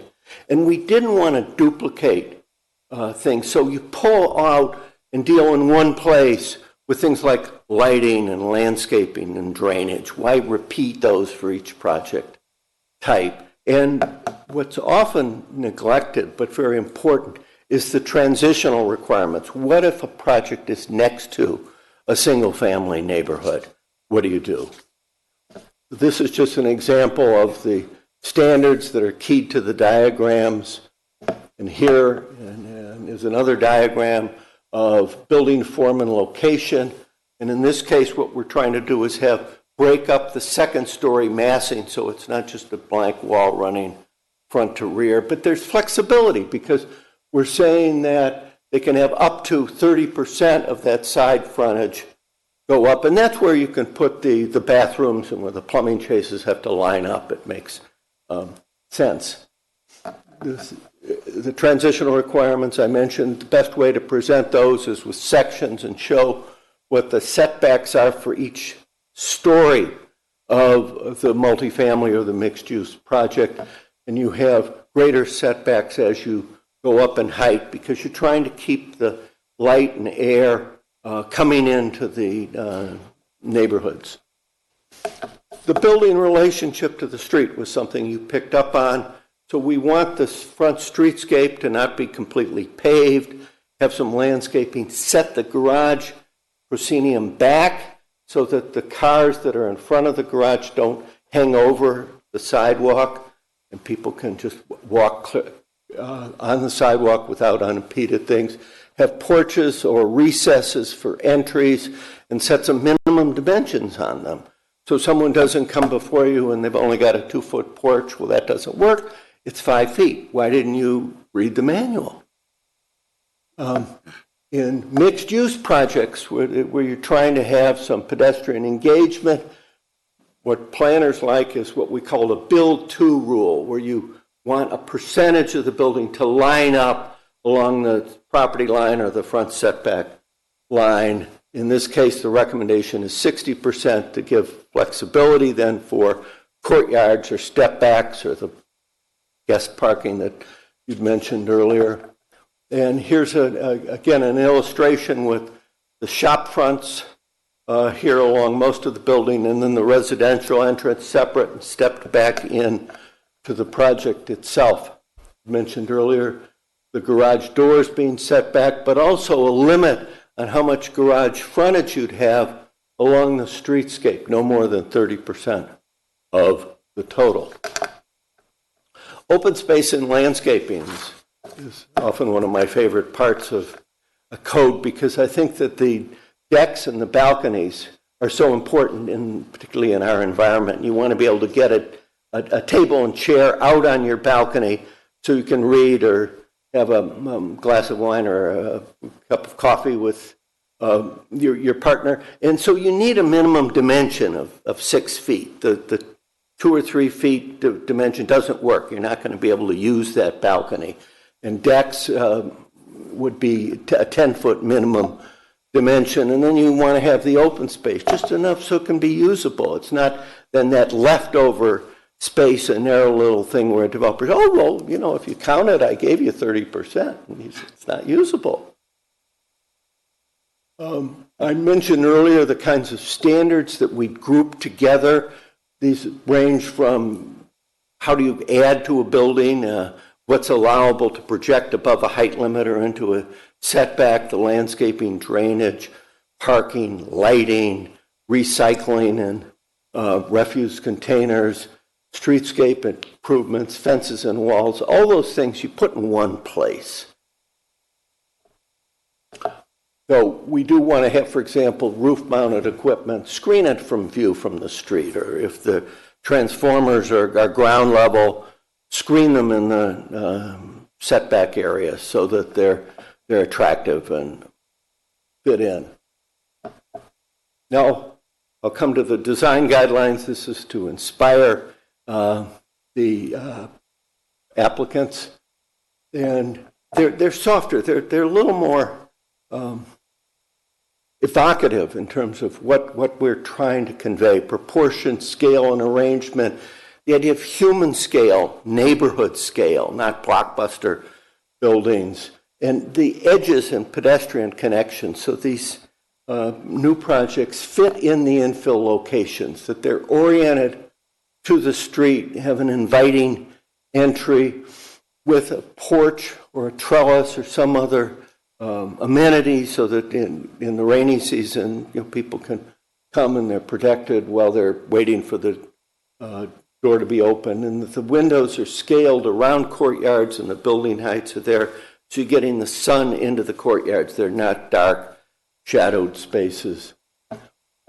We've shown you some masses in that visual preference survey we picked up in your comments and tried to provide guidance for context-sensitive development, and breaking up the roof forms with overhangs that can provide for needed shading, and having on the longer building frontages notches or projections so that there's just a scale and rhythm created that's attractive. The buildings also should really have a base, middle, and top, and that's often a good design idea. But there could be a modern architect who comes forward with something very attractive, and we're not precluding that, but we're saying, why not think about a base, middle, and top? You have the parking area, the middle area, and then how you handle the roof is important. And allow flexibility in the mixed use for the ground floor retail and the views into shops. And we're not setting hard and fast rules, but trying to evoke a response. Certainly the blank walls on the street frontages is not something you want. So we set a limit of no more than 50 feet or 40% of the street-facing facade to reduce the prominence of the garage. You know, you're setting those back and having window recesses and trim. So you're calling out and getting some relief, particularly when the sun is shining on that facade. And we don't want any of those Darth Vader windows, the mirror glass or dark glass. That's not really I think, Placer County style. It may work in Scottsdale and Phoenix, but not here. The Hardy board, fire resistant. There's a lot of new materials. It's changing all the time what they're doing with fire ash. I saw some new materials where you can actually cut it and wrap the edges, and they're really attractive fire resistant materials that are coming out, and the architects just love getting those. And we wouldn't want to mandate an architectural style, but we certainly are suggesting fire resistant building materials, integrate the drainage and gutters into the composition of the facades, and the lighter materials over the darker materials just makes sense.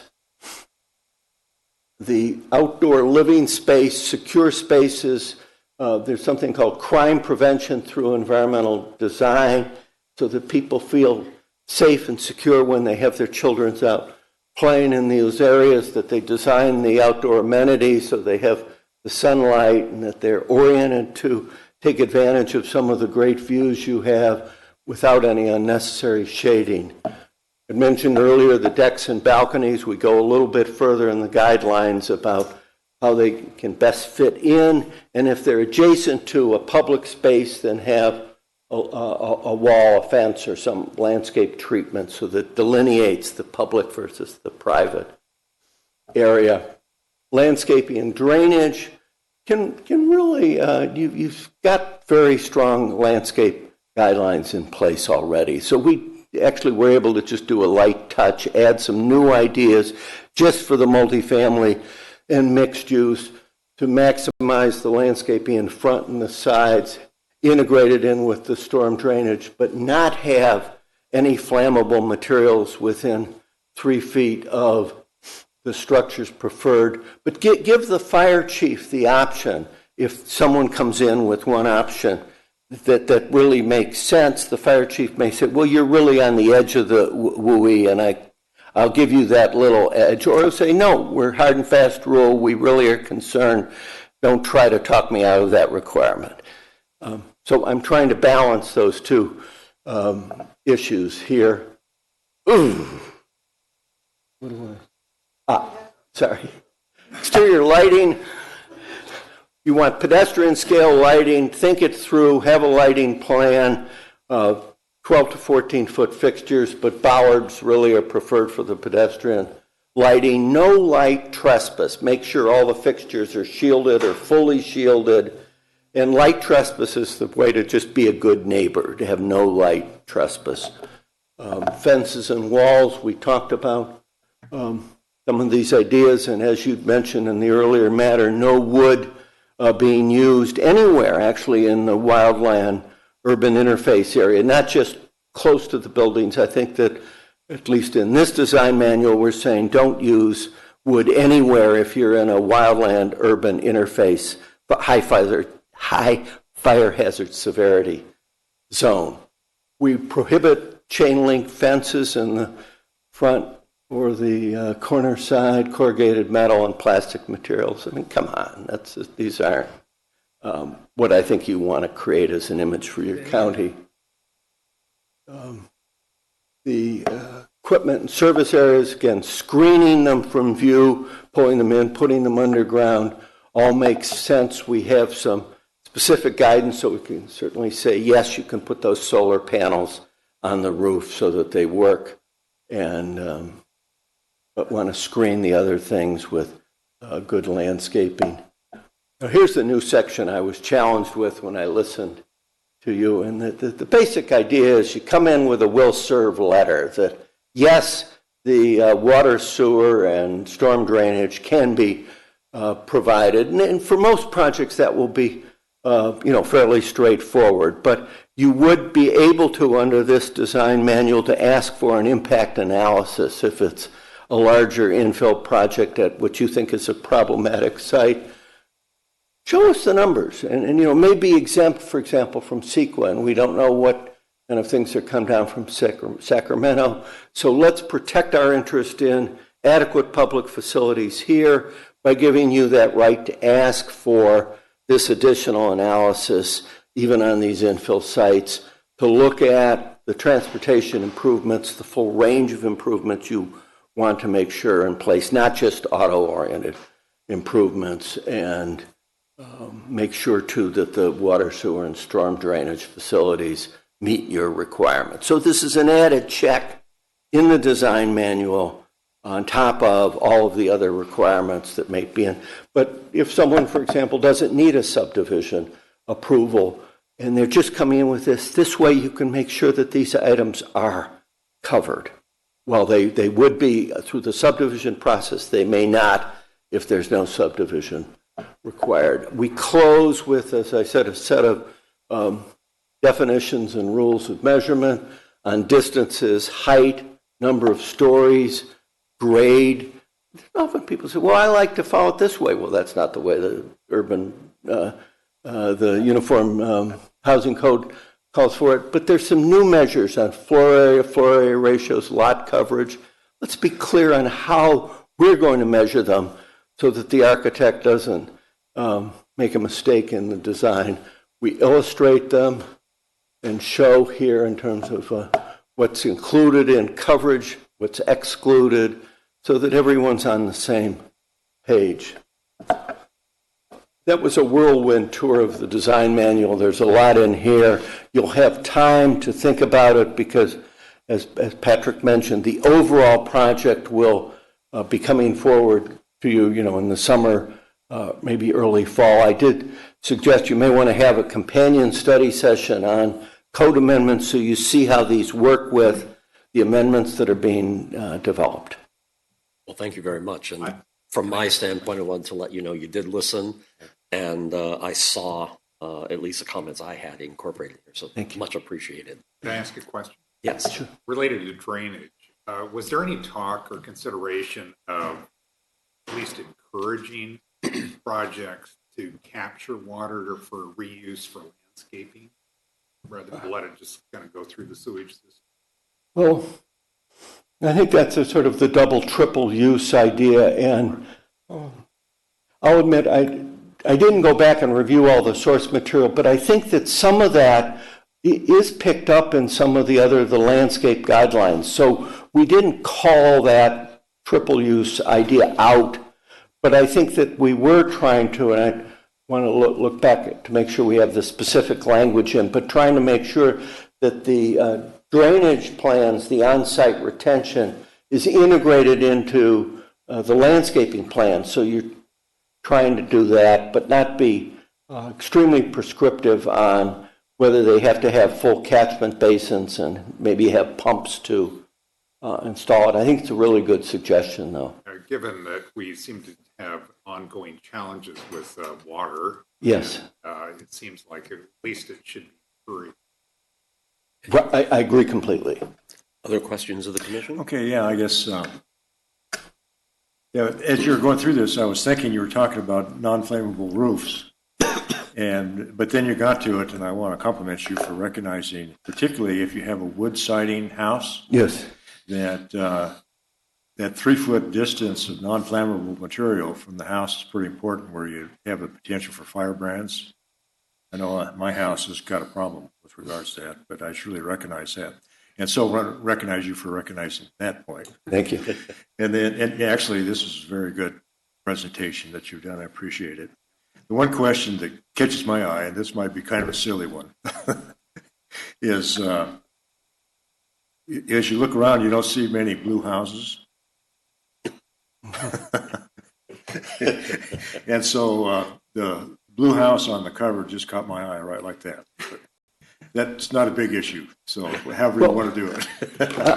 I really think that to be successful, we should have a light touch on colors and materials, and that's why we make a point of staying away from style and questions of color. Yeah, most houses are earth tone or something like that. Not a bright blue, but at any rate, however you want to do it. Okay. Other questions of the commission? Well, thank you very much. Thank you, sir. Patrick? Yes, again, Patrick Dobbs, if I may just wrap it up here.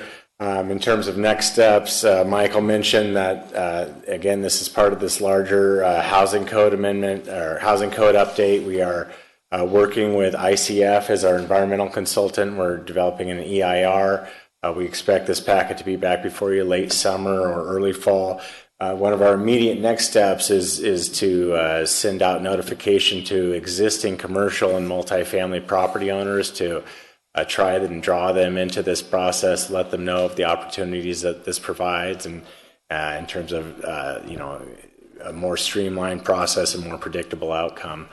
So we plan to have a similar workshop or other workshops with the property owners. So again, thank you for your time, and appreciate any additional feedback you have that we can wrap up into the final packet. All right, thank you very much. Next, a presentation informational item on engineering and surveying division's online improvements, Western Placer construction website. Rebecca. Yes, thank you. Rebecca Tabor with the Engineering and Surveying Division. Just need to get to the first slide here. Actually, if we could go to the PowerPoint.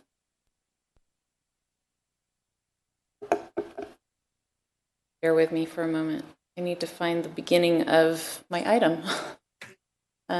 Just scroll through, perhaps. Oh, here we go. Perfect. Here we go.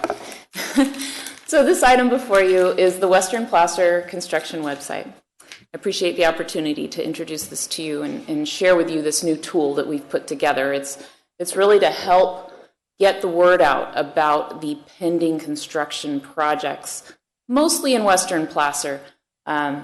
These are projects that your commission has seen over the years, planning entitlements, specific plan projects. So much work has come through. And we're really moving into the implementation phase now, which is where engineering and surveying comes in. We're reviewing improvement plans, getting them to an approval stage, and they're moving into construction inspection.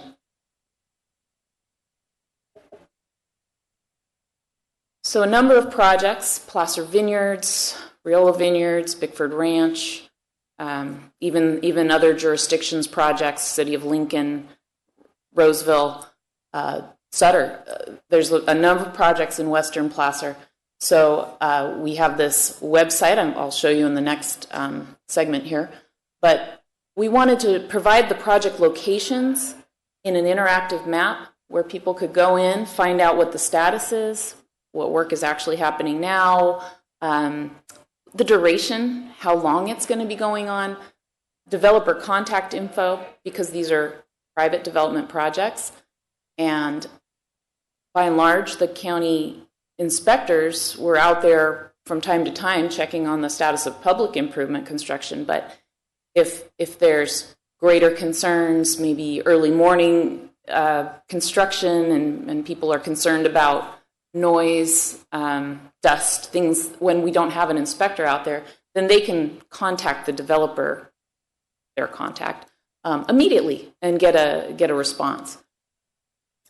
What to expect, we're also going to be adding traffic control as we know about it, if there's detours and things like that. So people commuting will have the opportunity to maybe plan their route a little bit better. So at this point, I'm going to switch to the web page. So if you were to go to placerca.gov current construction, you would get to our web page. And there we go. So this is what comes up when you go to that link. It's linked off of the county's webpage and engineering and surveying site. We have current project plans, Bickford Ranch, Placer Vineyards, Riola Vineyards. We've just included a few here that are pending construction. If you click on one, it'll get you to, for instance, Bickford Ranch, the planning entitlement and land use information. I'm going to go back here. So this is the interactive map, and if I was to click on this, I'm going to go ahead and just go to this site. So when I click on that, it opens up. It takes a little bit, so I went ahead and had it preloaded. There's a legend that you can bring up, and you can look at this on your phone, your computer, but you would just open up the legend, and see that we're focusing on Western Placer. We've got these red outlines for city limits. So you can see Rockland, Lincoln, Roseville. We've got the blue outlines down here are Placer Vineyards and Riola Vineyards. And then the shading is different projects specifically that we've included here. So as I zoom in, you'll see that the legend updates and gives you more detail, and more detail is provided in this interactive map. So specifically, I'm kind of zooming in on this. There's Baseline Road along this stretch, and Willarga Road. There's a lot of activity in this area that has been approved for construction. So Placer Vineyards, Property 1A. That is the very first groundbreaking we had for that large specific plan. In the fall, they did the grading, and they're looking at an April start for the in-tract infrastructure improvements for a number of the first villages. So if I right-click, or just click, I get this box that gives more detail. And if I open it, there we go, then you can see a little bit more as far as a developer's contact person, phone number, what's going on, infrastructure improvements expected to start spring of 2020, model homes as early as fall of 2020. More detail on the specifics, 324 residential lots in these first two villages. So that will have a connection here at Willarga Road. Moving a little south from there, there's the county's bridge project we've included so that folks know that's going on. It's about halfway done. The county, of course, is the contact for that one, Public Works. And they do expect that it would be complete by the summer of 2021. When you click on more info, it launches you out to the Willarga Road Bridge webpage, which is got a lot of information. Loading a little bit here, but just kind of scrolling through. Construction schedule, 45% complete. This is a nice site. To give people updates on what's happening. We have asked and will be getting updates from developers for web pages that they're creating. For instance, Glen Willow, this is the Riola Vineyards Phase 2. This one has also their contact info, and if you click on their link, they're calling this Mason Trails now, like kind of their marketing. And we know it is Riola Vineyards, but it's Mason Trails, Preserve Happiness. Village 1, 2, 3, and 4 are all in here, and they've got also the PFE Willarga Road intersection. That's a requirement of Phase 2. That will also be going to construction this summer. As you can expect, that will create quite a bit of traffic, construction-related traffic issues. So that's part of the reason we wanted to get this out there. Before I go back to the interactive map, there's a link where you can submit questions or comments or contact their person directly. So that's kind of handy. Going back to Willarga Road.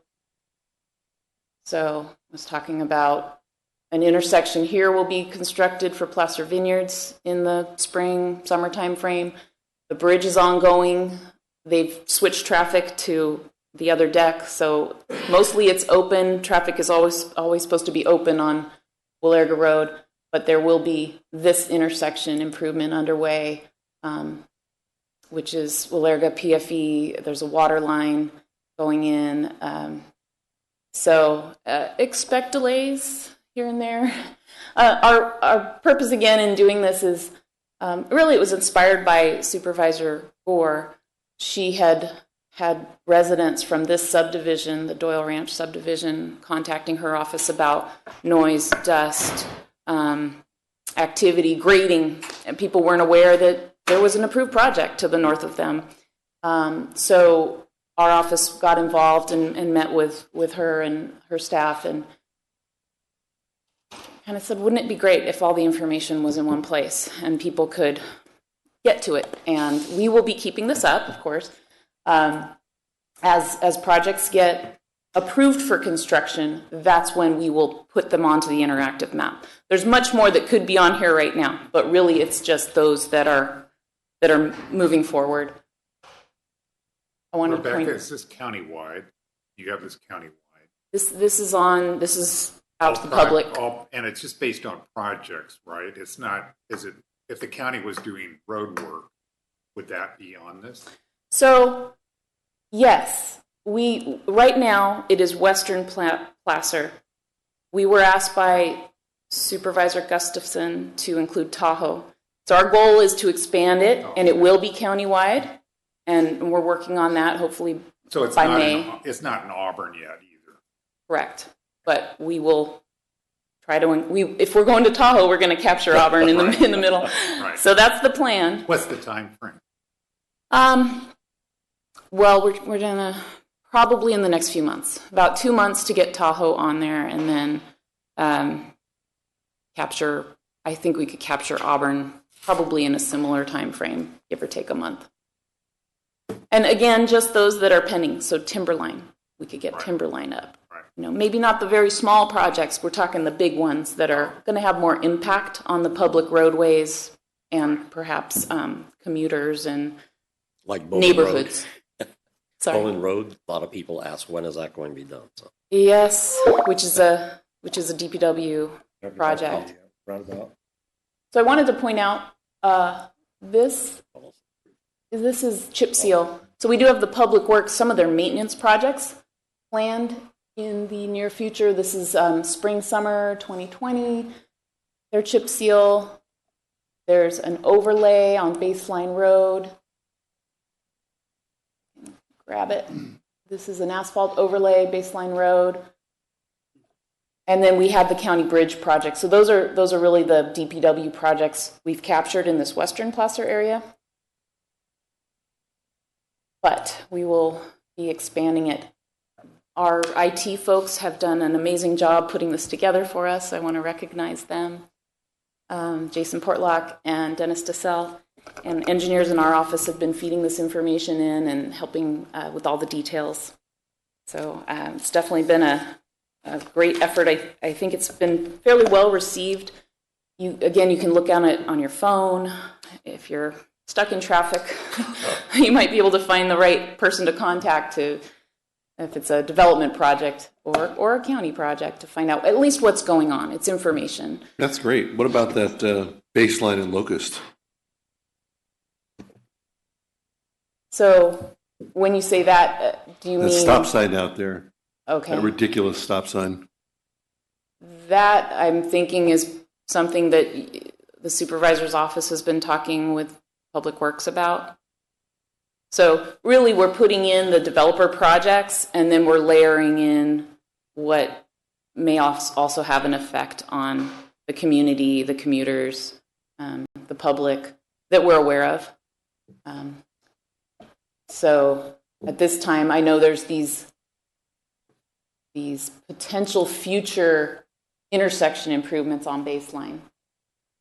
And we're kind of guessing here a start of spring 2021, perhaps, for some improvements on those intersections. There's really no point in that stop sign being out there. All those county pocket roads behind it have been closed. So if maybe the department could look at removing it in advance, because the whole point of Supervisor Santucci putting that stop sign in was because those pocket roads were open at that time. That was about 20 years ago. Okay. And now that those roads have been closed off, there's no through connection right? south. And you talk about the traffic and the stacking; it still stacks there, so it's completely unnecessary. Which was my point 20 years ago. But that's a comment for Public Works. I'm really.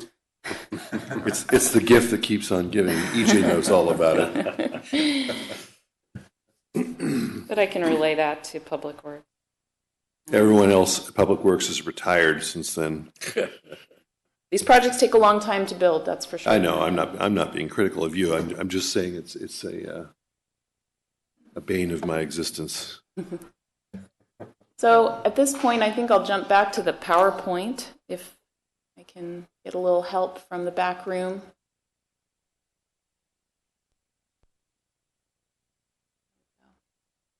Thank you. So our next steps, work with the PIO to communicate the website location. Actually had a meeting yesterday with PIO. We're going to get engaged with them on putting that out to our newsletters, our county internal website, other locations where they share information, social media, mostly when there's some kind of milestone, like there may be a closure of a road for a short period of time. So that would trigger, let's put this out, let people know, and give the link to our website. There will be a Western Placer workshop. It just got canceled for March. Maybe it'll be next month.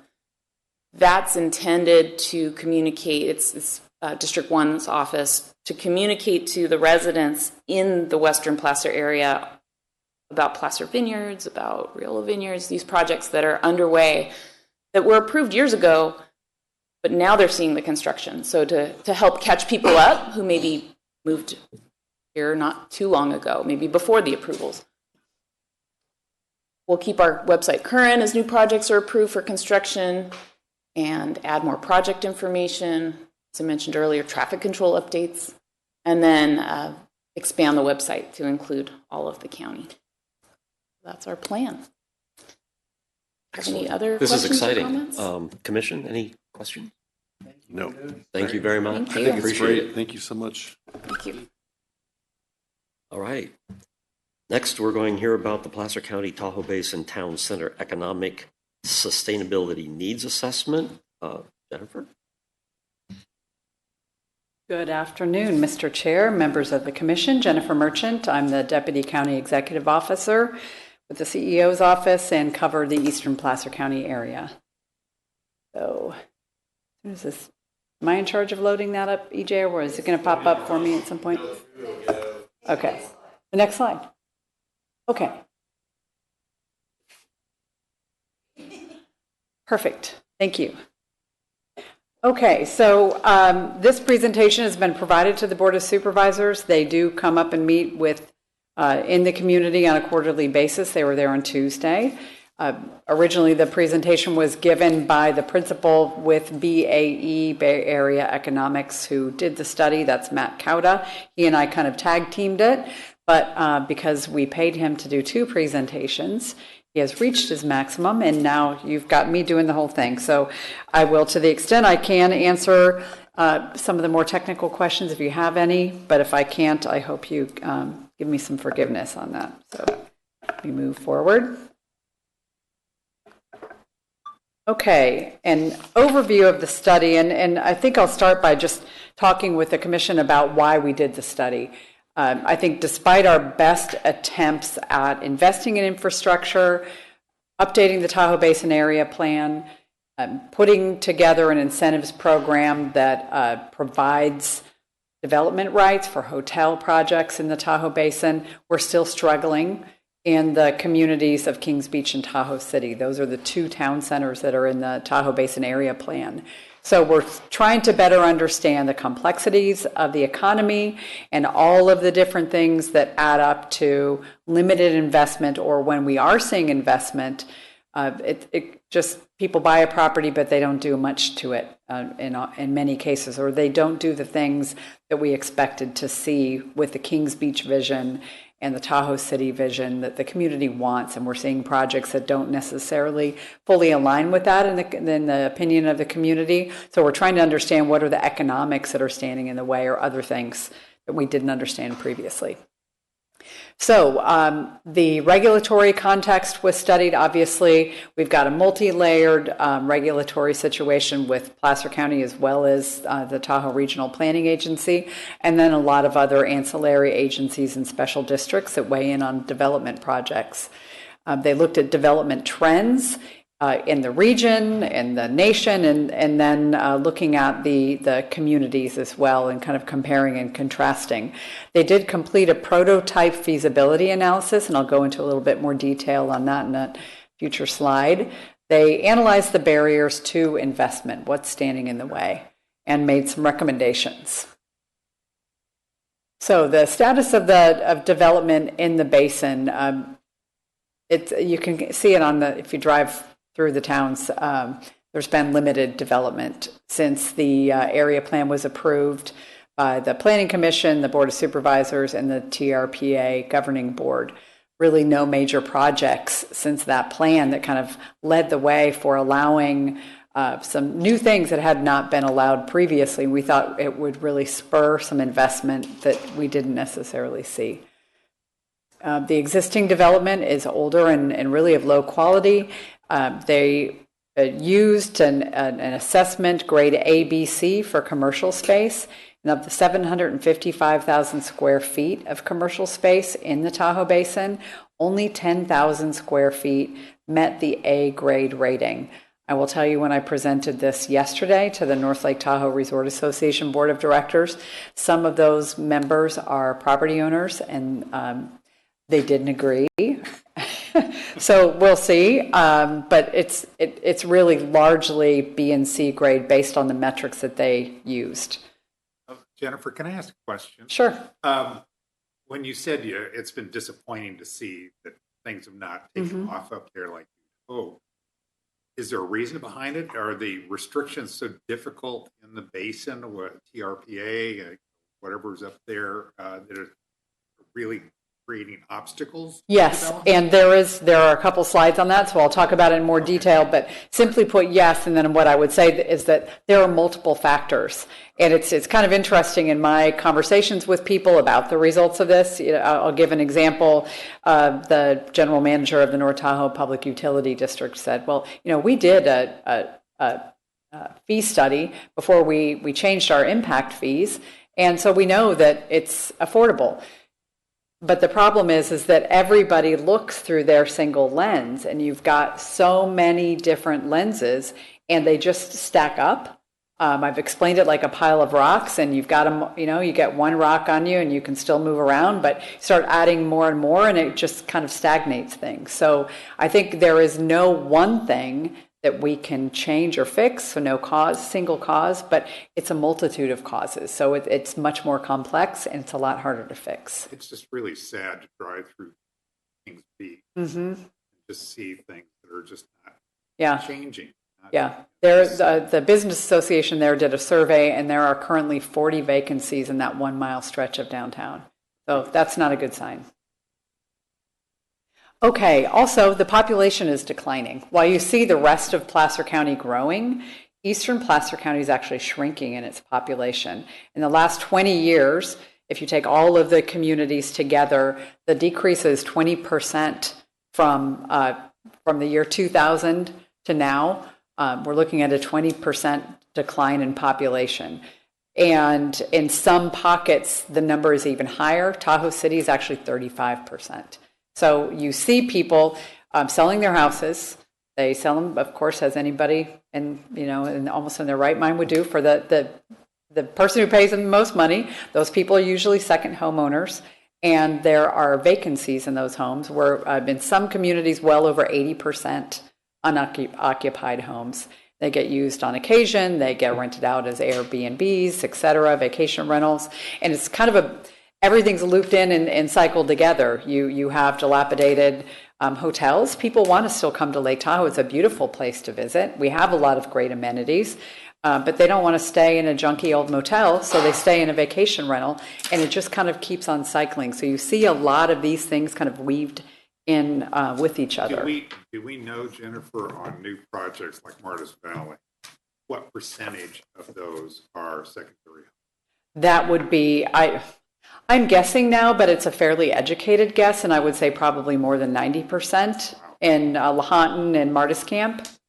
They do have some. It may even be higher, but I've got to say this is just a guess. So as we're looking at new projects, we're basically building those for people who don't live in the area. Right. And there's an economic impact to that for sure. Yeah, we sure are. Yeah. This is really depressing. I'm sorry.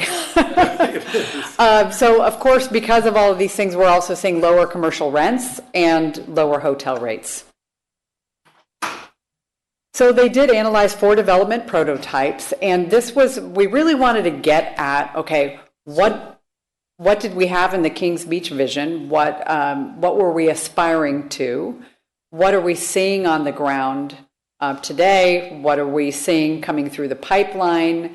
And what kinds of projects are people proposing? And then trying to understand if we wanted to or could we incentivize people to do the kinds of projects that we wanted to, how much would that cost? What kind of financial or other incentive would we have to provide? So they looked at this array of development prototypes, mixed use with rental apartments over retail, condominiums, limited service hotel, which pretty much is a Holiday Inn Express type of a hotel. So not with a lot of other amenities inside of it, gift shops and that sort of thing. And then a condo hotel.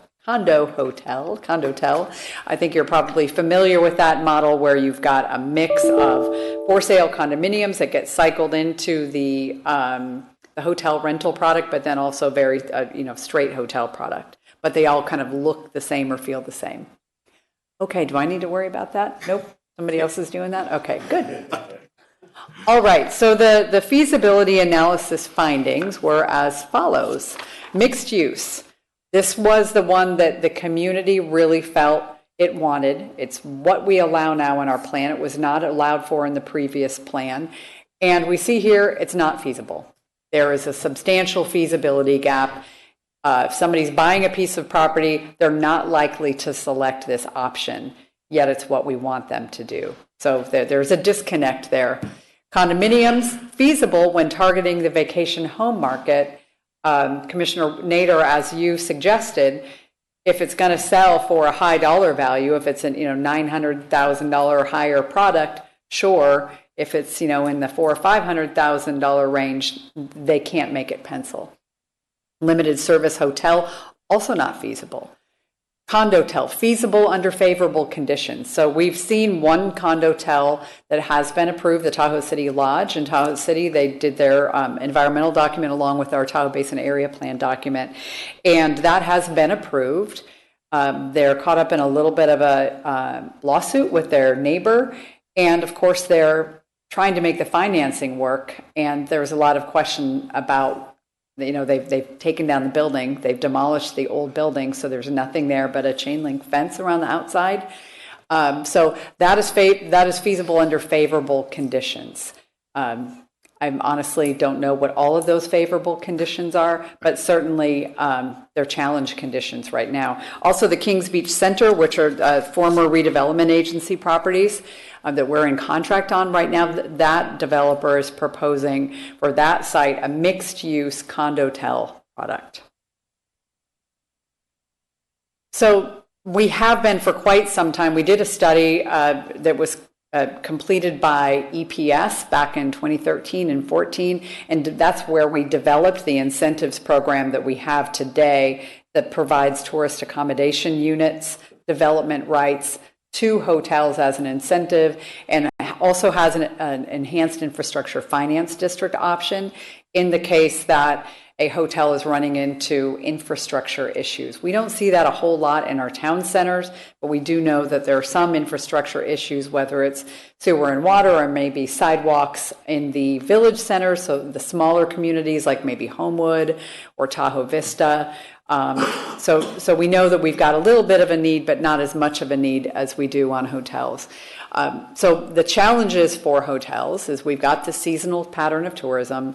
You can make a lot of money a few months out of the year, and other months you're probably not going to make any money at all. And then you've got the housing fluctuations that come with that and trying to find employees who can fill in those off-season periods. The market in the basin is really older properties that command the lower room rents. There are plenty of opportunities, of course. As a result, though, hotels can bring in more people and they spend more money than second homes do. It's just a fact because they're in the downtown. I would say, and something that's not on this list, that the demands on the transportation system are also much lower. So you have less traffic if somebody's staying in town and they can either walk to the amenities that they want to use, or they can easily get on transit or a bicycle to get to those amenities. They aren't buying a bunch of groceries at Safeway on their way up the hill and then hanging out at home all day. They're spending money in restaurants and in bars, et cetera, downtown. We do know that they spend more money than people who are staying in second homes. And of course, it's, creating this demand and getting back to that cycle. If we had more hotels, there would be less of a demand for using our existing single-family residences as short-term rentals. And then some of these programs that we're thinking about on the housing side right now maybe could have an easier time getting off the ground. Is this going to get less bleak or along the way? Well, we have some recommendations to try to. No, it's really, like I said, I'm sorry. I'm trying to smile. I don't know, it's not helping, I realize that.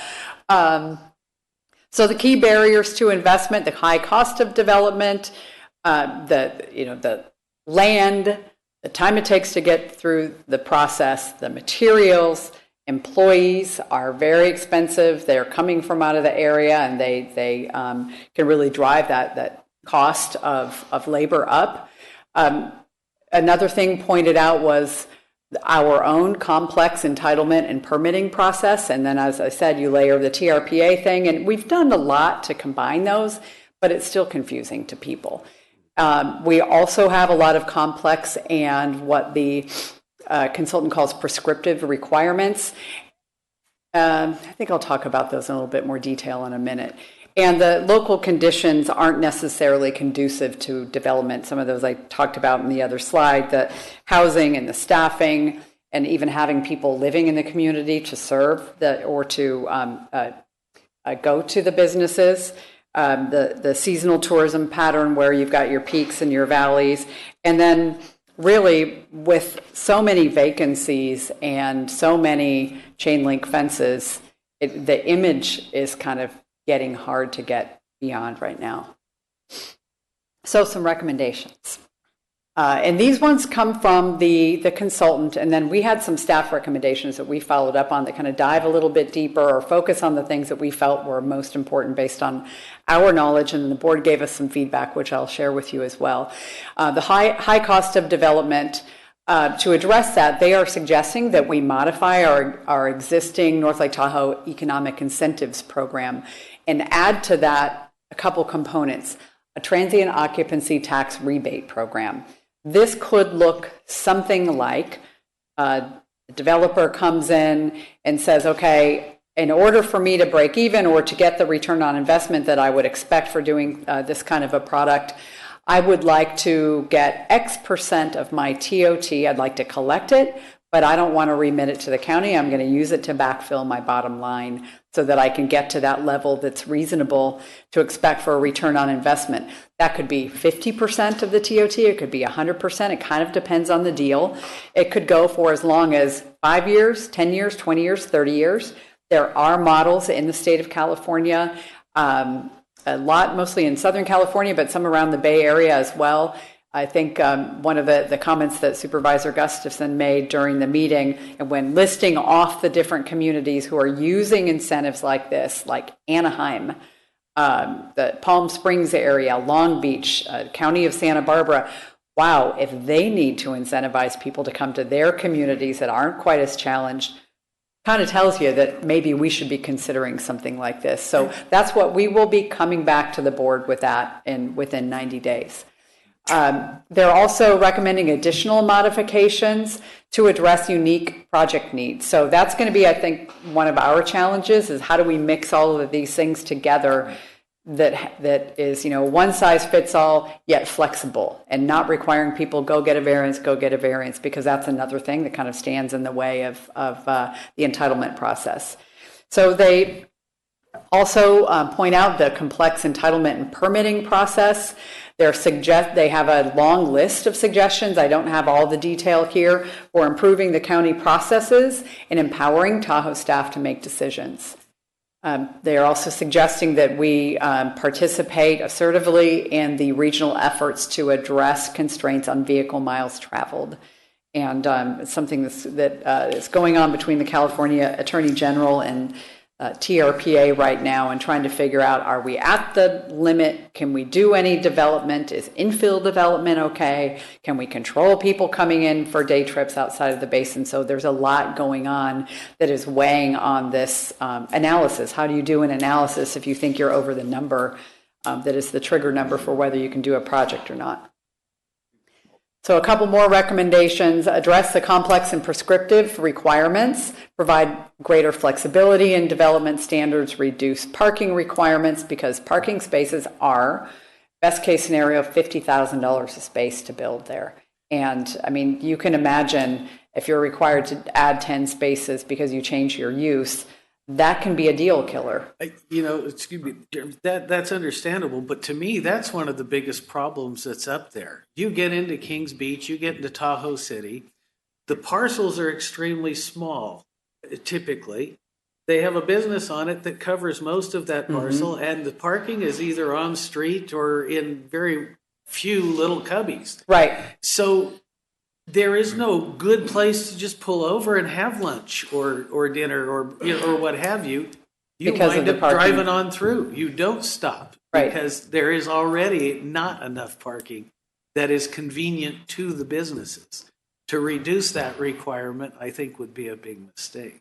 Well, I think that what we're learning with infill development, because there is a lot of existing parking, and with the Kings Beach Commercial Core project, they built several parking lots to offset any shortages they had at the time. I mean, if you go there today, you'll see the Kings Beach State Recreation parking lot totally empty.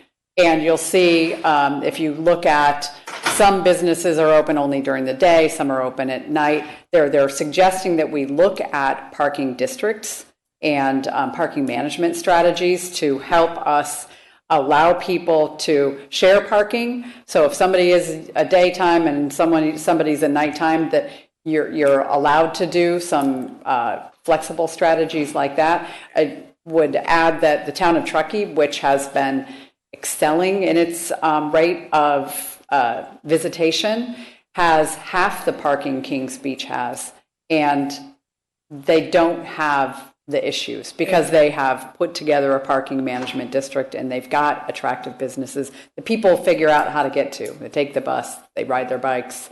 So I think it's a mix of things, but under today's circumstance, I would agree with you. Because you say if you go there today, you'll find that parking lot empty, but you go there on Saturday and you won't get a parking And space it's going to be anywhere full. near there. Yep, but it'll be empty at night. So are there shared use opportunities? Or, you get the restaurants and the bars, could they use the parking at the state recreation area that is mostly empty at nighttime? So I think that's what they're... Most people aren't willing to walk too far. Well, from not where too they far. park to the business they want to use. Yep, that is true. So another thing that they're recommending is working with fire districts to review fire code requirements. And I will say that a lot of this feedback they interviewed over 20 business owners, developers, would-be developers, people who have invested but not pulled the trigger on doing projects. So they're getting this feedback from the people who are going through our system or thinking about going through our system right now. And we've got the whole list of comments from them without their names on them. They're also suggesting that we streamline our application material requirements just to make it easier to get through the initial step of the process. Other local conditions not conducive to development, they're suggesting that we support catalyst projects like the Tahoe City Lodge, like the Kings Beach Center, et cetera, to get them off the ground, because then if somebody sees success, then more success, or people start investing in those communities. They're suggesting focusing the investments that that the government puts in very strategic areas and not spread them out too far. And then, of course, I think as maybe the issue of the day or the month or year, century, addressing the workforce housing issue and dealing with addressing the year-round population question. So let me get to some of my staff recommendations. And I do want to point out here that our office, the CEO's office in Tahoe, commissioned this study, but we work very closely with our economic development department, Sherry Conway and Paul Griffith in that department, as well as CEDRA staff and public works staff, and really assessing the staff recommendations that we made to the board on Tuesday. Okay, modify the existing incentives program. I talked a little bit about that TOT incentive program. We will be returning to the board within 90 days or maybe right around there, depending on how schedules fall, with a program for the board's consideration. The TRPA development rights, right now we've got the tourist accommodation units, which you're required to have one of those in order to build a hotel unit.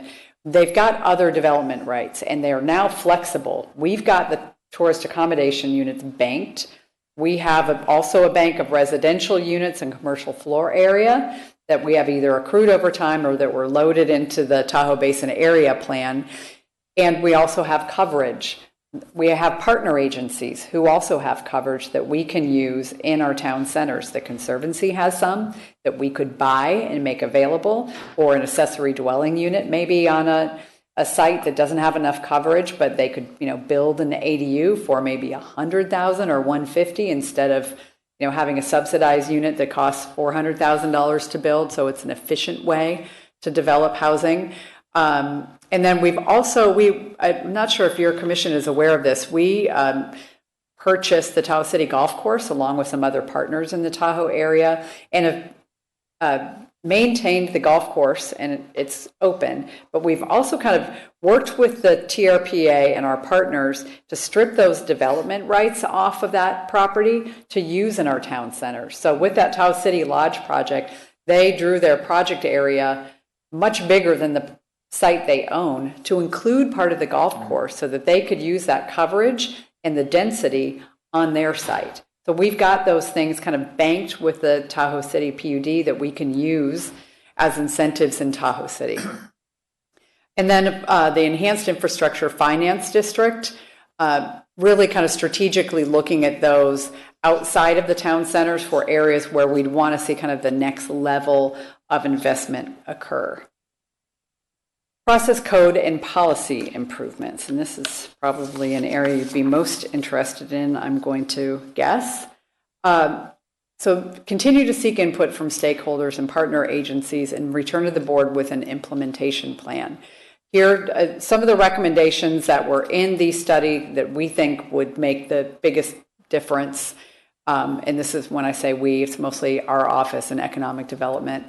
Appoint an on-site ombudsperson to facilitate the process, address challenges, collaborate with external agencies, and assess challenges and really try to troubleshoot to help get people through the process. I will tell you that when I made this presentation yesterday, one of our local business owners talked for maybe about 10 minutes about the 9-month process he's been in to get a garbage enclosure out in front of his business. And he said, for Pete's sake, I don't want the bears there. Nobody wants the bears there. Why is it taking so long? And I'm, standing there as an executive. I don't know what's going on, but he was quite animated.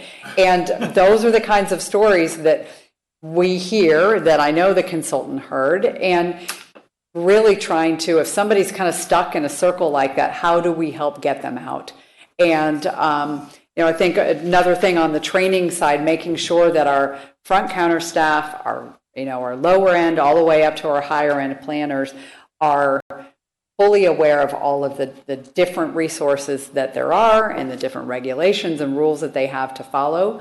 I think for any of us who have been to that front counter who isn't a consultant, it's even for somebody like me, it can be a little overwhelming. And some of our staff is more seasoned, I think, than others. So seeking those opportunities to do regular training, maybe even in partnership with TRPA or others, so that our staff is able to help people get through that process, and then having somebody there as a backstop when people really need help, or when we really are looking at a project that we want to try to incentivize. what can we do to get that project through the process? And I don't mean like forcing people to say yes when they should be saying no, but really trying to figure out how to get to yes or maybe, or what are the options, and assisting with those tools.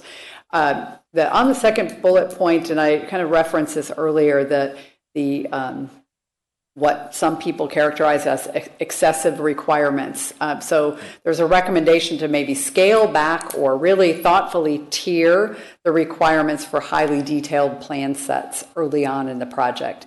That, I think, is the number one thing that we heard, is that if we need 80% design plans and then they submit them, and there's a change, the cost to do this back and forth with high-level plans like that, even when somebody's not 100% sure they're going to make the investment, it's really hard to get somebody want to push that far when they're not certain they're going to go forward yet. So maybe do a tiered step where you only have to get a certain amount, and then people get more and more certain about they're going to move forward, and then you require, well, probably a little bit later in the process at higher level. That was a suggestion.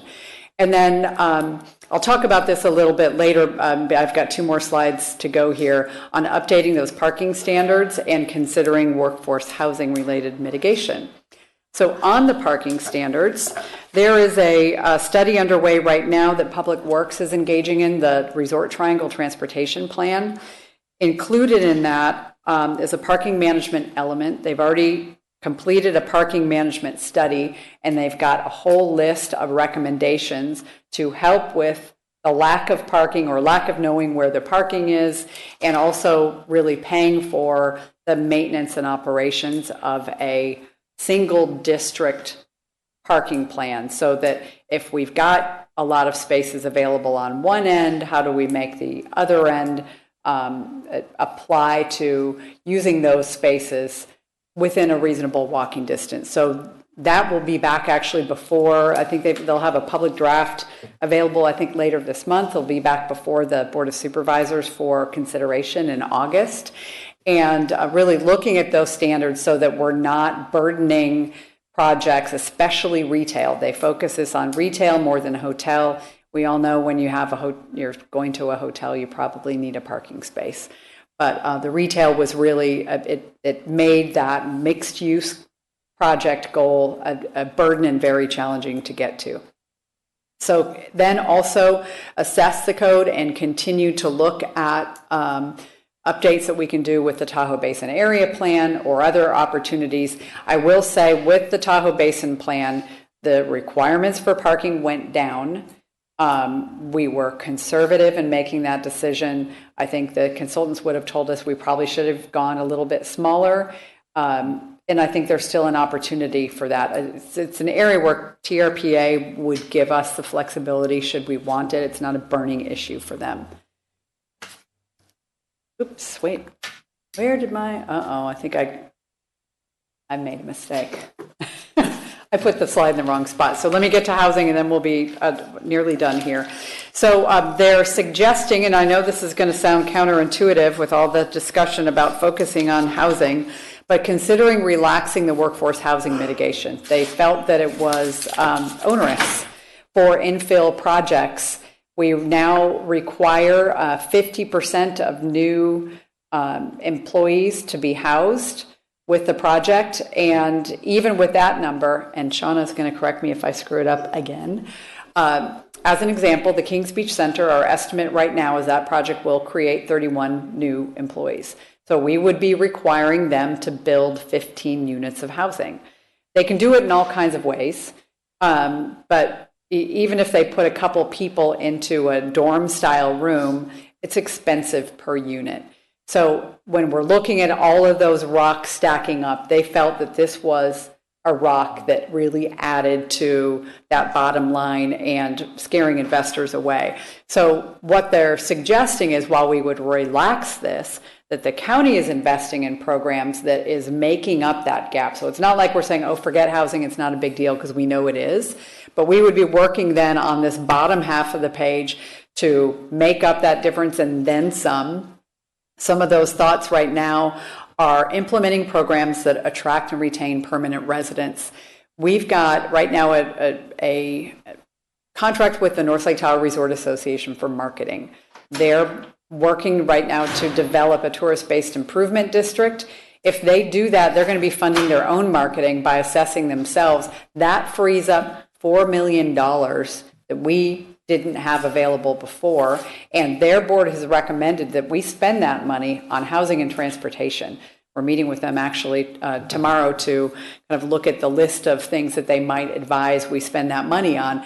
That could be money to implement programs such as a deed restriction program like Vail, Colorado does, where they pay people to deed restrict their single-family residences I think it's in perpetuity actually in Vail. I don't know that we'll propose that because I don't know if we legally can in California, but we're working on that. So they would make that property available for permanent residents or for local employees only.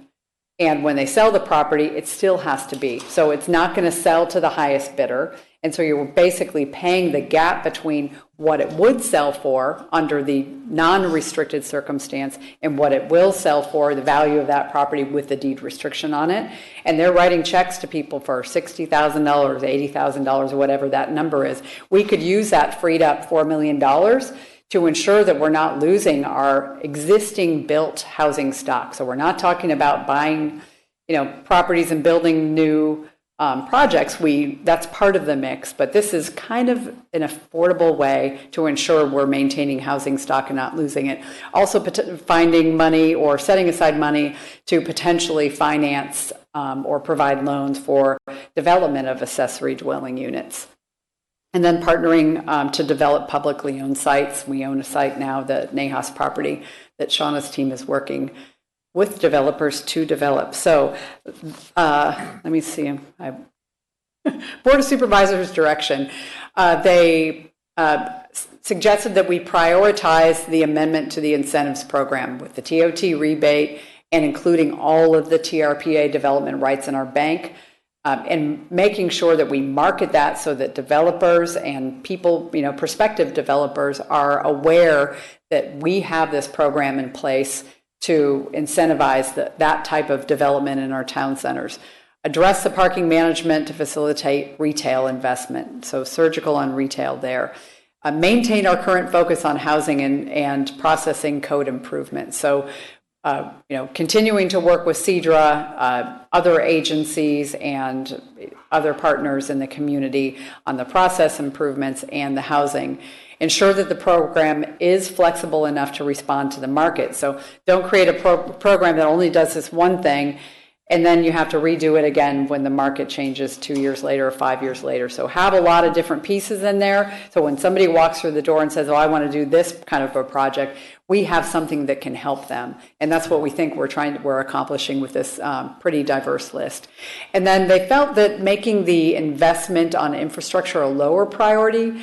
I think there was concern that, we spent a lot of money on that Kings Beach Commercial Core project, and it's beautiful, but it didn't attract the investment we thought it was going to. I would say probably it has made a difference.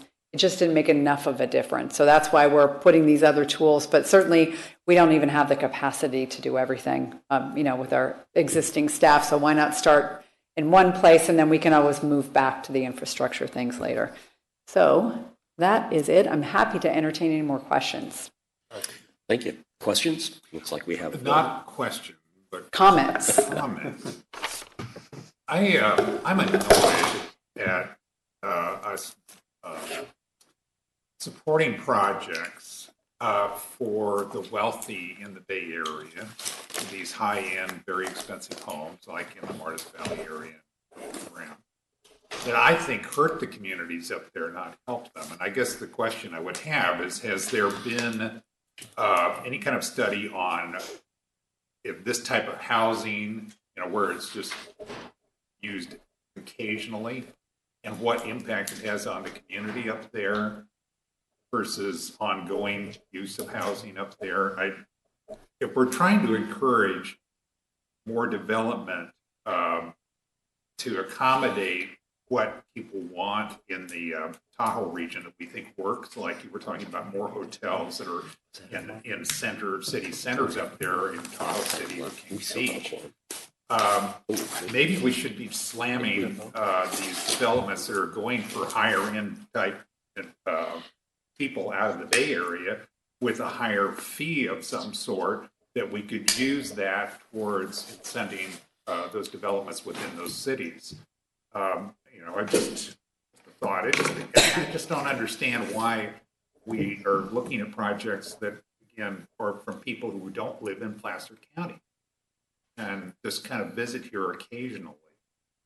They pay lots of property taxes. I know the property taxes. Okay, I know you build a $3 million home, boy. That's that's a lot of money to the county. I understand that, but I still think utilize all the service. Yeah, okay, all right. I just did.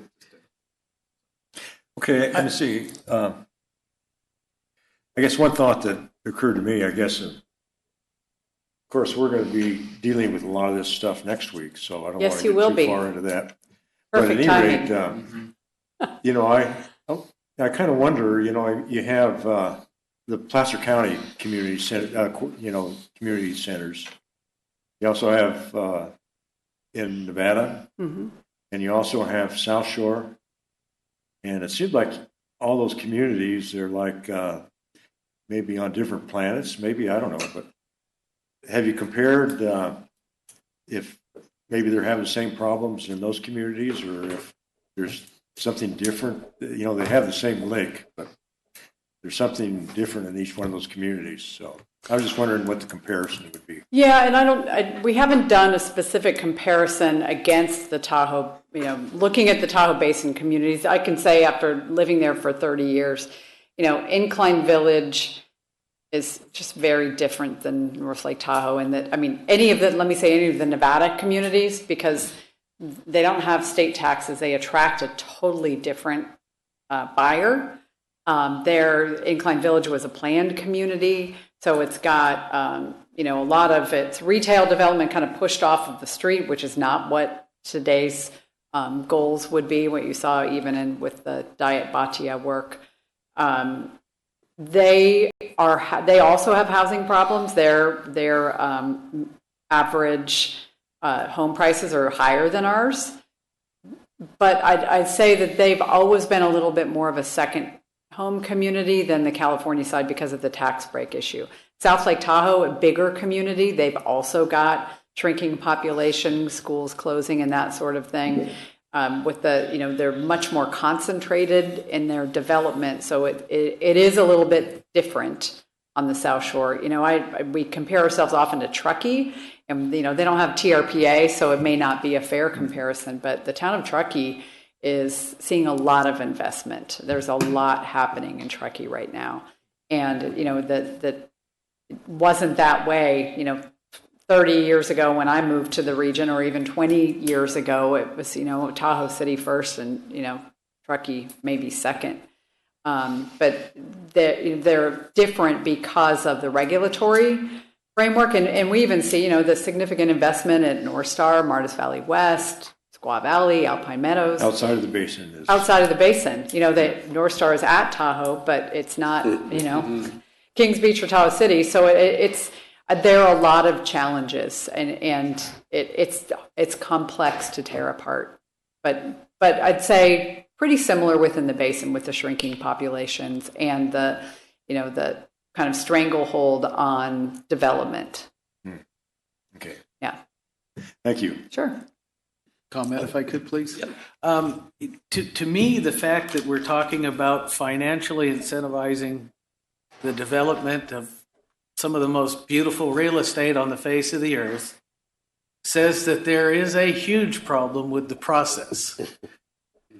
There should be fistfights going on to see who gets to develop that property, and it should be highly desirable and a highly attractive place to go do a project. But the fact of the matter is if you interviewed 100 builders, probably 95 of them tell you they wouldn't touch it with a 10-foot pole because of the process. I think before we need to look at buying our way out of the process, we need to look at fixing that process. Yeah.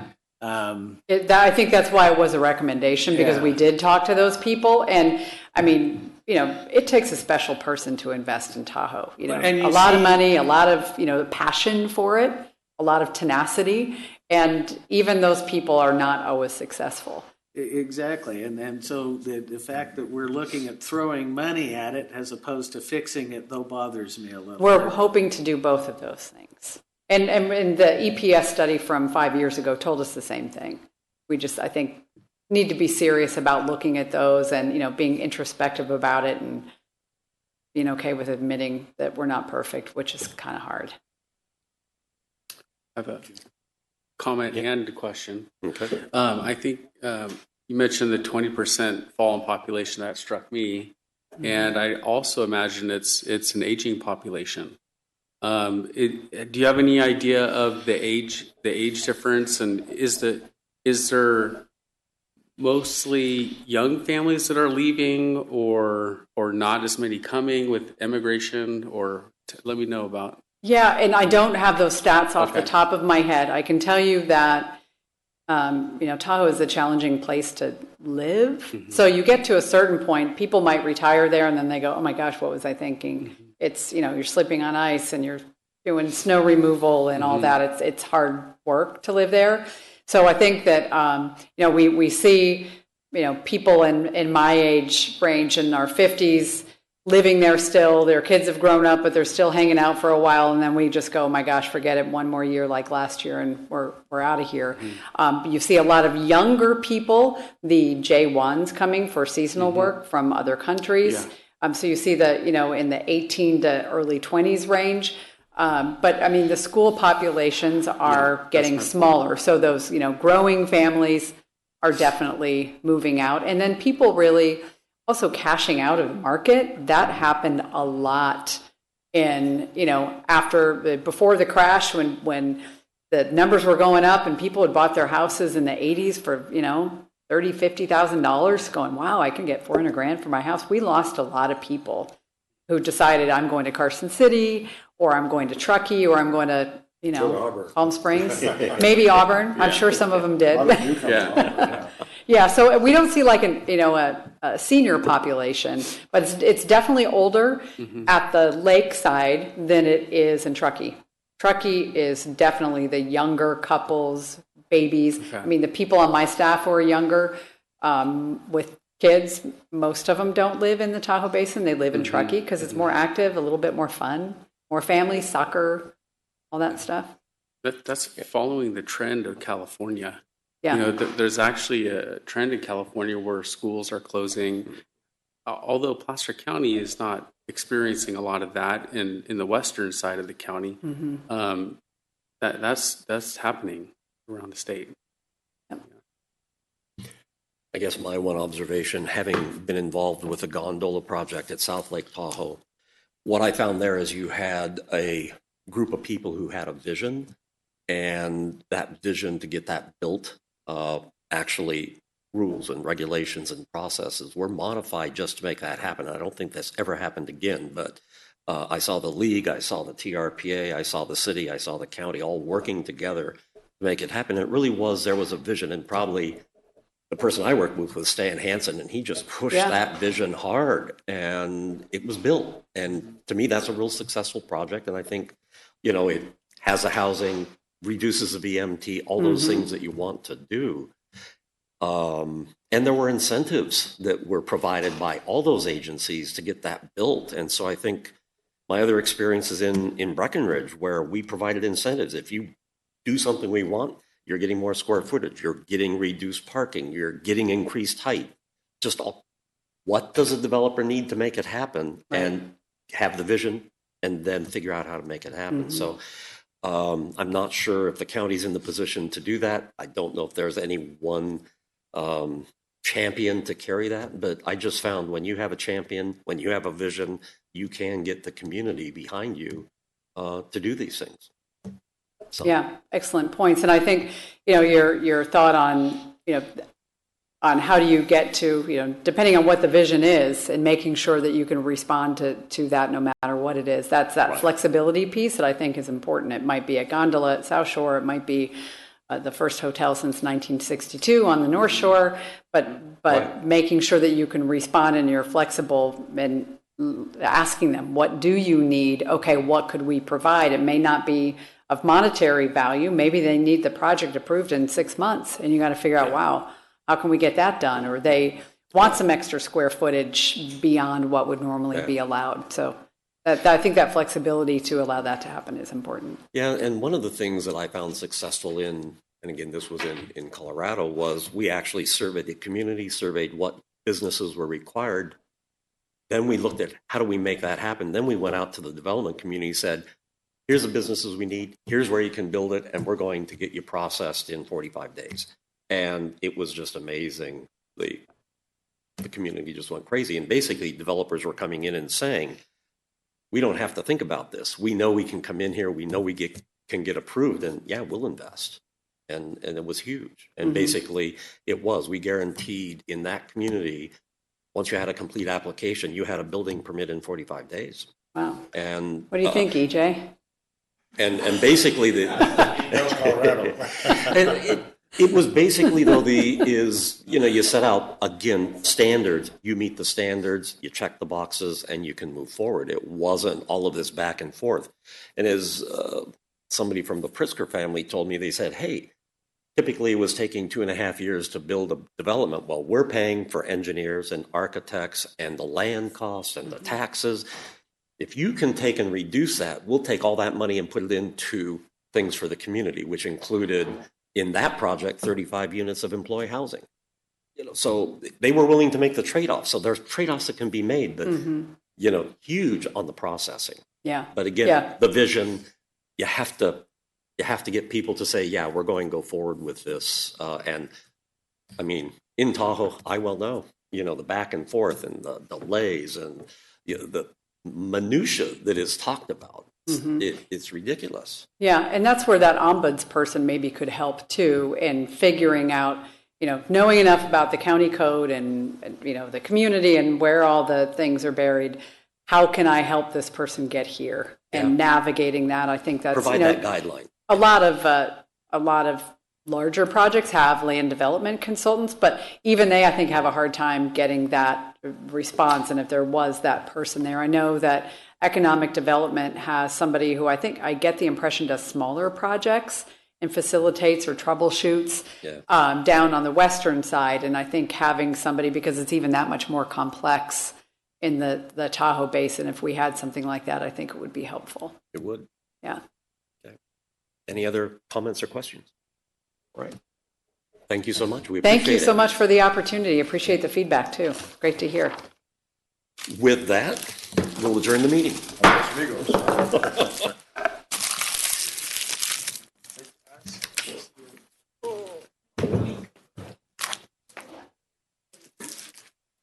Boy.